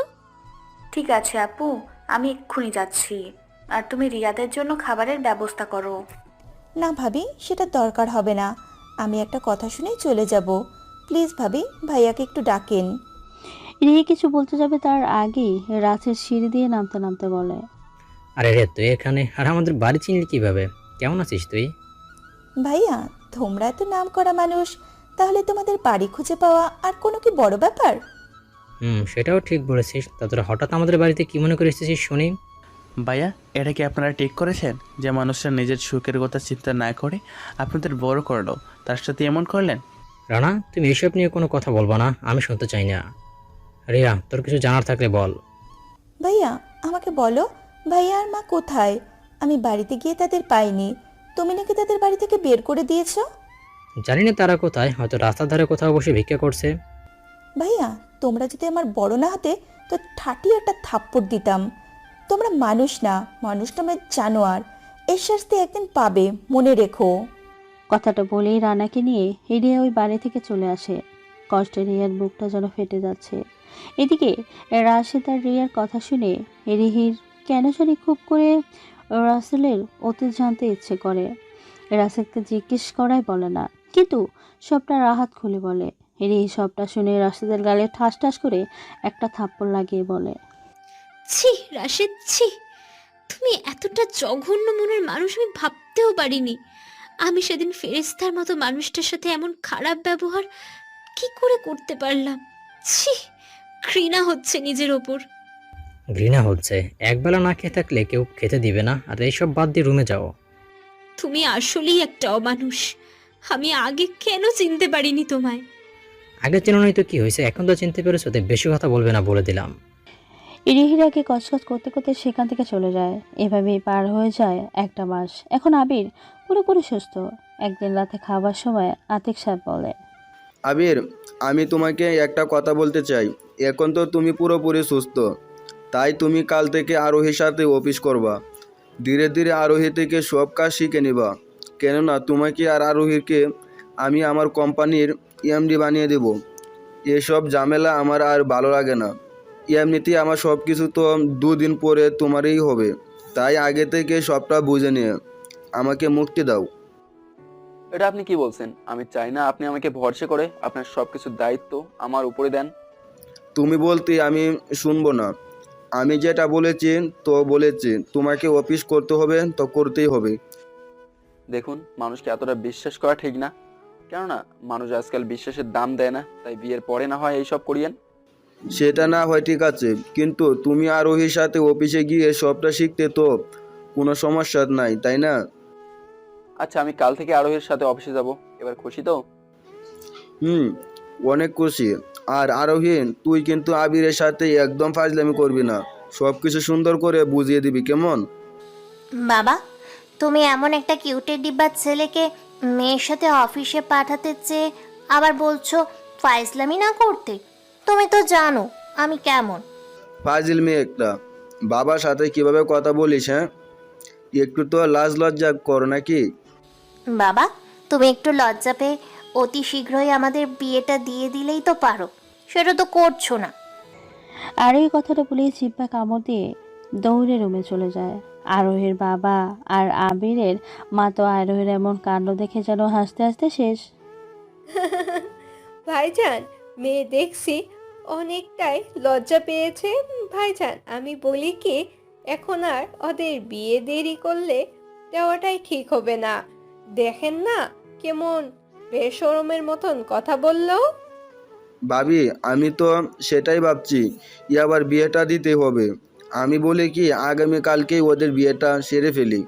ভাইজান, সেটা আপনি যা ভালো মনে করেন সেটাই করেন, তবে আপনি যেই সিদ্ধান্ত নেবেন আমি সেটাই অমত করব না।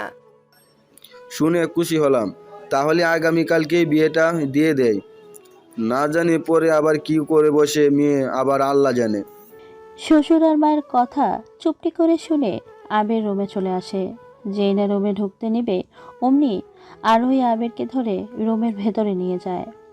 কি ব্যাপার, আমার রাতের উপহার না দিয়েই তুমি ঘুমোতে যাচ্ছ কেন? হুম? বাবা, উপহার চাই তোমার? আচ্ছা আসো তাহলে উপহার দেই। আবির কথাটা বলেই ধীরে ধীরে আরোহীর দিকে এগিয়ে যাচ্ছে আর আরোহী পিছিয়ে যাচ্ছে। আরোহী পেছাতে পেছাতে দেয়ালে লেগে যায়। আবিরের নিঃশ্বাস আরোহীর নিঃশ্বাস যেন এক হয়ে গেছে। আরোহী চোখ বন্ধ করে আছে। আবির আরোহীকে এমন অবস্থা দেখে আরোহীর কপালে চুপটি করে একটা কিস করে দরজার কাছে গিয়ে যায়। এই যে মহারানী, এবার লজ্জা না পেয়ে গিয়ে ঘুমিয়ে পড়েন। কালকে আমাদের বিয়ে, যে ভাবে লজ্জার মাথাকে বাবার সামনে কথা বলছো, বিয়ে না দিয়ে কি আর উপায় আছে? তুমি সেই কথাটা বলে এভাবে লজ্জা দিচ্ছ আমাকে? হুম? আমি এমনিতেই লজ্জায় লাল হয়ে গেছি তখন বাবার সামনে। থাক ম্যাডাম, আর লজ্জা পেতে হবে না, এখন যান গিয়ে ঘুমিয়ে পড়েন কেমন? ঘুমানোর মানুষটাই যদি পাশের রুমে থাকে তাহলে কি আর ঘুমের রাজা আমার কাছে ধরা দেয়? মহারানী, নিজের আবেগকে একটু ধরে রেখে আস্তে করে ঘুমিয়ে পড়েন কেমন? আমিও ঘুম পড়িকে নিয়ে ঘুমাই। তোর চাই ভালো লাগে না, আমার কত শখ তোমার বুকে মাথা রেখে ঘুমাবো। সমস্যা নাই তো, আগামীকালকেই আপনার সেই স্বপ্নটা পূরণ হতে চলেছে। গুড নাইট সোনা। আবির গিয়ে ঘুমিয়ে পড়ে আর এইদিকে আরোহীও গিয়ে আরামে ঘুমিয়ে পড়ে। সকালে ঘুম থেকে উঠেই দেখতে পায় বাড়িতে একটু একটু মানুষের আনাগোনা শোনা যাচ্ছে। আরোহী ঘুম ঘুম চোখে বাইরে আসতেই সামনে পড়ে আবির। তাই আরোহী আবিরকে ডেকে জিজ্ঞেস করে, আবির সোনা, বাড়িতে এত মানুষ দেখা যাচ্ছে কেন?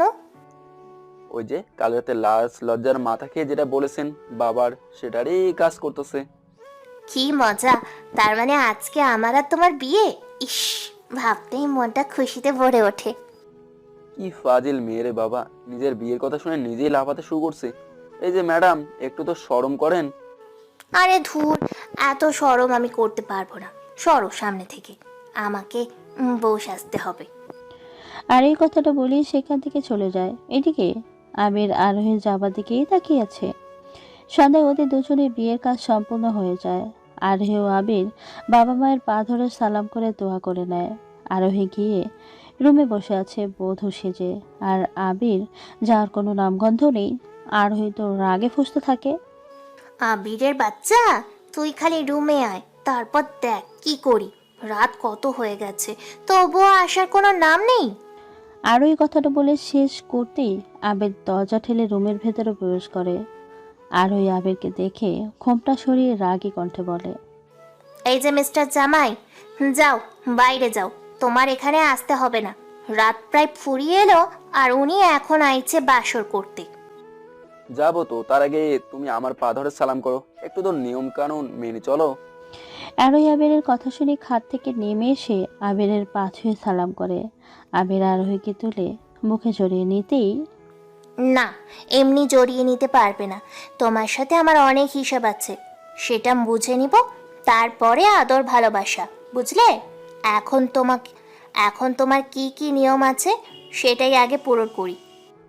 আচ্ছা, তোমার ইচ্ছা মতোই সব করিও, কোনো সমস্যা নেই। এখন চলো নামাজ পড়ে নেই, বিয়ের রাতে তো 2 রাকাত নফল নামাজ আদায় করতে হয়। চলো আগে অজু করে আসে, পরে নামাজ পড়বো, কেমন? তারপর আলী ও আবির উজু করে এসে নামাজ পড়ে নেয়। আবির বিছানায় গিয়ে বসতেই আরোহী বলে ওঠে, এখন বের হয়ে যাও, তোমার জায়গা আমার ঘরে হবে না। আমি বিয়ের রাতের সব কিছুই তো পূরণ করেছি, শুধু বাসরটা ছাড়া। সেটা করার ইচ্ছে থাকলেও মরে গেছে। ওই, তুমি এসব কি বলছো? হ্যাঁ, কত সাধনার পরে এই রাতটা আসে, তুমি জানো না? আমি তো ঠিকই জানি, তুমি তো জানো না। তাই তো এখন আসছো রুমে, যেখানে রাত প্রায় ফুরোতে এলো। আচ্ছা বাবু, সরি। আর এমন ভুল হবে না। আসলে বাবার সাথে কিছু কথা বলতে একটু লেট হয়ে গেল। এভাবে তো হবে না সোনা, আগে কানে ধরে উঠবোস করো, তারপর ভেবে দেখবো ক্ষমা করা যায় কিনা। আচ্ছা ঠিক আছে, তুমি আর আমি তো একটু কান ধরলেই তাই হবে, তাই না? না থাক, কান ধরতে হবে না। জামাইটা তো আমারই, কান ধরলে সম্মান আমারই কমে যাবে নি। আসো, বিছানায় আসো। আবির আরোহীর কথা শুনে লাফ দিয়ে বিছানায় বসে পড়ে। আরোহী আবিরের ঠোঁট জোড়া নিজের দখলে নিয়ে নেয়। আবির ঠোঁট ছাড়ানোর অনেক চেষ্টা করলেও যেন কাজ হয় না। অনেকটা সময় পরে আরোহী আবিরকে ছেড়ে দেয় আর হাঁপাতে হাঁপাতে বলে, কি বাবু, আরো দেরি করবা? আর যদি এমন করেছো তো এমন অত্যাচার অনেক সহ্য করতে হবে, মনে রেখো। আমি তো এমন অত্যাচার পেতেই চাই, তাহলে আরো দেরি করে আসবো। এমন অত্যাচারের চেষ্টাটা অনেক সুন্দর, শুধু খেতেই মন চায়। ফাজিল পোলা, পারফাটিকাদের সামনে কি বলে, সবাই কি বলবে? হ্যাঁ, একটু তো শরম করো। সব সময় এমন বেহায়ার মতো কথা বললে কি আর চলে? হুম। কি করব জান, তুমি তো আমাকে এমন করতে শিখিয়েছো। আচ্ছা আরোহী, তোমাকে দেবার মতো তো আমার কাছে কিছুই নাই, আমরা এই মনটা ছাড়া। নাও, সেটাই আজকে থেকে তোমার হাতে তুলে দিলাম। পাগল একটা, আমার তো তোমার ওই মনটাই চাই। আমার কত দিনের শখ তোমার বুকে মাথা রেখে ঘুমাবো। তুমি আমার মাথায় হাত বুলিয়ে বুলিয়ে কত কি বলে ঘুম পাড়াবে। আবির আরোহীকে বিছানায় নিয়ে কপালে কিস করে। ধীরে ধীরে আদরের স্পর্শে ভরিয়ে দিতে থাকে আরোহীকে। আরোহী যেন আবিরের এই স্পর্শগুলো খুব করে উপভোগ করতেছে। আবির আরোহীকে নিয়ে হারিয়ে যায় প্রেমের গভীর অতলে। সকালে ঘুম থেকে উঠে আরোহী আবিরের কপালে একটা চুমু দিয়ে ওয়াশরুম থেকে ফ্রেশ হয়ে আয়নার সামনে বসে নিজেকে পরিপাটি করতেছে। এমন সময় আবির এসে আরোহীকে পিছন থেকে জড়িয়ে ধরে। দক্ষিণে জানালা দিয়ে আসা হিমেল হাওয়া আরোহীর চুলগুলো বারবার এলোমেলো করে দিচ্ছিল। আবির ও আরোহীর ঘাড়ে একটা কিস করে গরম ছোঁয়া পেয়ে আরোহী কেঁপে ওঠে। এই যে মিস্টার, সকাল সকাল কি ভীমরতি হলো? হ্যাঁ, সারা রাত তো ঘুমোতে দাওনি, এখন আবার শুরু করেছো দুষ্টুমি। কি করব বলো, তোমাকে দেখলেই যে নিজেকে ধরে রাখতে পারে না। এত সুন্দর কেন তুমি? শুধু আমাকে আকৃষ্ট করো তোমার দিকে। হয়েছে, আর রোম্যান্টিক হতে হবে না। এখন যাও, ফ্রেশ হয়ে আসো। শাশুমা অনেক আগেই ডেকে গেছে নাস্তা করার জন্য। আবির আরোহীর কথা শুনে ওয়াশরুম থেকে ফ্রেশ হয়ে আসে। দুজন মিলে নাস্তা করার জন্য নিচে চলে আসে। দুজনকে খুব সুন্দর বানিয়েছে।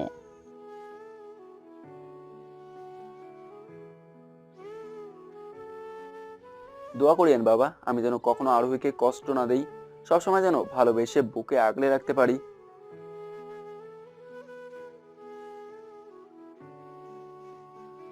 এভাবে অনেক কথা বলে খাবার দাওয়া শেষ করে। আবির ও আরোহীর মিষ্টি প্রেমের মাঝে দিয়ে কেটে যায় 7 দিন। এখন আবির আরোহীর সাথে অফিসে যায়, কেননা মিস্টার আতিক সাহেব আবির ও আরোহীকে এমডি বানিয়ে দিচ্ছে। ভালোই চলছে ওদের সংসার। এদিকে রাত, আমি চাইতেছি আমাদের যে পণ্যগুলো আছে সেগুলোর সাথে আরও কিছু কারসাজি করতে, তাহলে এক একটা হিসেব করলে লাভ হবে প্রায় 15 টাকার মতো। দেখো ভাইয়া, যেইটুকু ভেজাল করছো সেটাই ঠিক আছে, এর সাথে আরও বেশি ভেজাল করলে পরে ধরা খেতে হবে। আর ধুর বোকা, ওই রাশিদকে ধরতে পারলে এমন লোক দুনিয়াতে আছে নাকি? আর তাছাড়া এই মাল যায় একটা মেয়ের কোম্পানিতে, ওই মেয়ে আবার এইসব ভেজালের কি বুঝবে? এইভাবে ওরা দুই ভাই কথা বলতে থাকে, সাথে চালিয়ে যেতে থাকে এইসব কাজ কারবার। দেখতে দেখতে কেটে যায় অনেকগুলো দিন। একদিন আরোহী রাশেদদের কোম্পানির পণ্য চেক করে দেখে সব পণ্য 2 নম্বর। পরে সঙ্গে সঙ্গে আরোহী ওই কোম্পানির সাথে ডিল ক্যান্সেল করে দেয়। এদিকে আরোহীর কোম্পানির সাথে রাশেদের সবচেয়ে বড় ডিল ছিল। এখন ডিলটা ক্যান্সেল হয়, ওরা পথে বসে যায়। ব্যাংক থেকে চাপ দিতে থাকে, কি করবে কিছু যেন ভেবে পায় না। আমরা যে এখন পথের ফকির হয়ে গেলাম। রেহি, তোমরা 2 বোন বাবাকে বলে কিছু টাকা নিয়ে আসো না, তাহলে আমরা আবার নতুন করে শুরু করতে পারি। আমরা একটা টাকাও আনতে পারবো না। তুমি যদি সৎভাবে ব্যবসা পরিচালনা করতে পারো তাহলে আর এমন দিন দেখতে হতো না। তখন কি বুঝতাম এমন হবে? আমি এই কোম্পানির সাথে সবথেকে বেশি টাকা ইনভেস্ট করেছিলাম। ভাই আমি বলি কি, চলো একদিন আরোহী ম্যাডামের সাথে কথা বলে দেখি, যদি কিছু করা যায়। আমরা সত্য পথে চললে তার মনটা নরম হতেও পারে। রাহাত তো ঠিকই বলেছে, চলো আমরা আজকেই ওই ম্যাডামের সাথে দেখা করি, ওনার হাতে পা ধরেও যদি কোনো কাজ হয়। আচ্ছা তাহলে চলো আমরা এখনই চলে যাই সেখানে। তারপর ওরা সবাই আরোহীর বাড়িতে চলে আসে। দারোয়ানকে অনেক করে বোঝানোর পরে ভিতরে ঢুকতে দেয়। ওরা ভিতরে এসেই দেখে আরোহী সোফায় বসে পেপার পড়তেছে। কি ব্যাপার মিস্টার রাশেদ, আপনি আমার বাড়িতে কেন এসেছেন? আপনার মতো 2 নাম্বার মানুষের সাথে আমি কোনো কাজ করব না। ম্যাডাম আমাদের উপরে দয়া করেন, আমরা এমন কাজ আর করবো না, এখন থেকে সত্যভাবে কাজ করব। ম্যাডাম, আমরা এক্কেবারে বসে গেছি ম্যাডাম, প্লিজ আমাদের উপরে একটু দয়া করেন, একটা লাস্ট সুযোগ দিয়ে দেখেন। আপনারা যেহেতু এত করে বলছেন, তখন একটা সুযোগ দিতেই হয়। তবে আমার স্বামী যদি বলেন তাহলেই সুযোগ পাবেন, না হলে পাবেন না। ম্যাডাম অনেক অনেক ধন্যবাদ, এবার একটু স্যারকে ডাকুন তাহলে। আপনারা বসে এক্ষুনি চলে যান। আবির শার্টের হাতা গোটাতে গোটাতে সিঁড়ি দিয়ে নামছে আর আরোহীকে বলছে। আরোহী, তুমি কার সাথে কথা বলছো শুনি? আবির কথাটা বলিয়ে সামনের দিকে তাকাতেই তো অবাক, আর অবাক হবেই না কেন, তাই না? আবির ওর মাকে দেখে ওরাও যেন অবাক হয়ে তাকিয়ে আছে। আবির কিছুই বলছে না। আরোহী, এনারা এখানে কি করে? ওই যে আমি সেদিন ওদের কোম্পানির সাথে ডিলটা ক্যান্সেল করলাম না, সেটার জন্যই কথা বলতে এসেছে। ও আচ্ছা, তা মিস্টার রাশেদ ও রাহাত কি বলতে চান বলে ফেলেন। ভাইয়া তুমি এখানে, আবার মাকেও দেখছি, আমি তো ভাবতেই পারিনি তোমাদেরকে এখানে দেখতে পাবো। তোর মুখে আমাকে মা বলে ডাকবি না বলে দিলাম। আর এখানে দেখবি আশা করিসনি? তা আজিমপুর কবরস্থানে দেখবি বলে ভেবেছিলি নাকি? মা দয়া করে এইভাবে বলিও না প্লিজ, আমরা আমাদের করা ভুলগুলো বুঝতে পারছি, ভাই আমাদের ক্ষমা করে দাও। এদিকে আরোহী ও আতিক সাহেব যেন অবাক হয়ে তাকিয়ে থেকে সব কিছুই শুনে যাচ্ছে, কিছুই যেন বুঝতে পারছে না, তাই জিজ্ঞেস করে। ভাবি আমি তো এসবের কিছুই বুঝতে পারছি না, আসলে ঘটনাটা কি?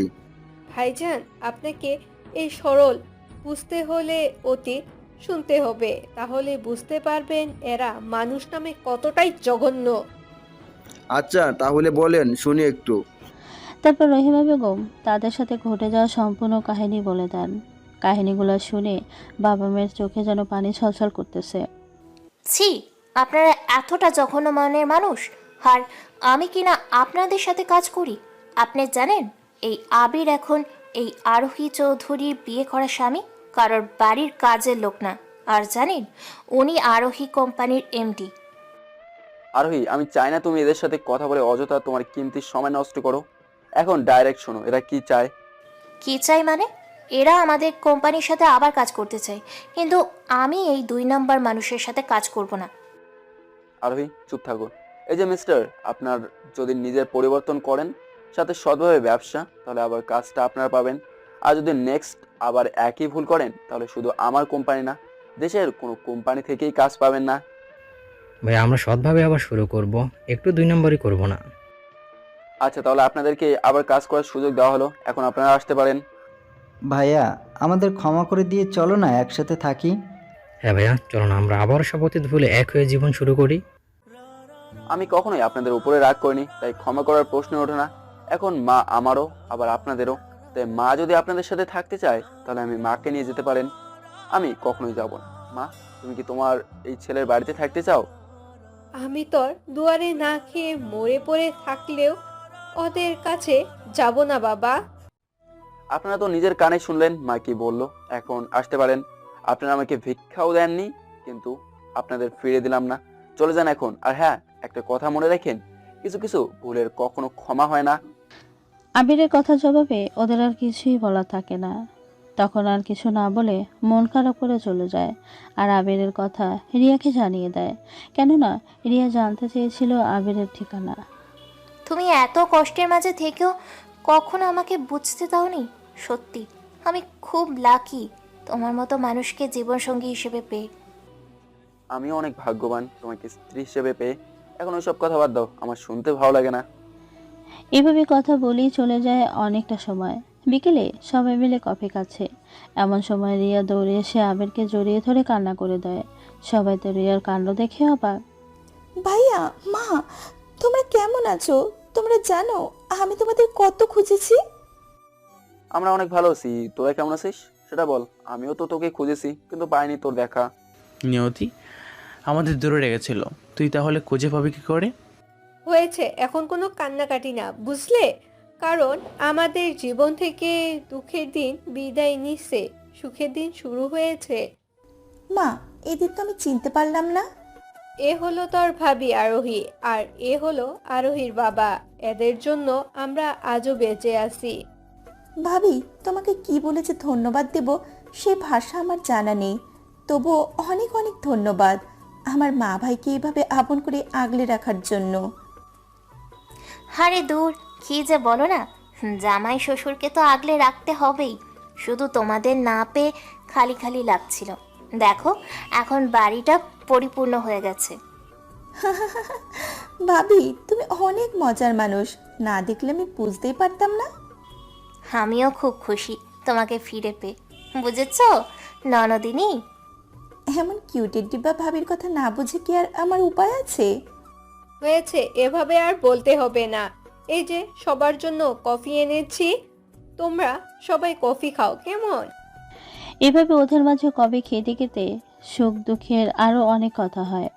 আবিরের জীবন থেকে চলে যায় কষ্টের দিনগুলি, আর ফিরে আসে সুখের দিন।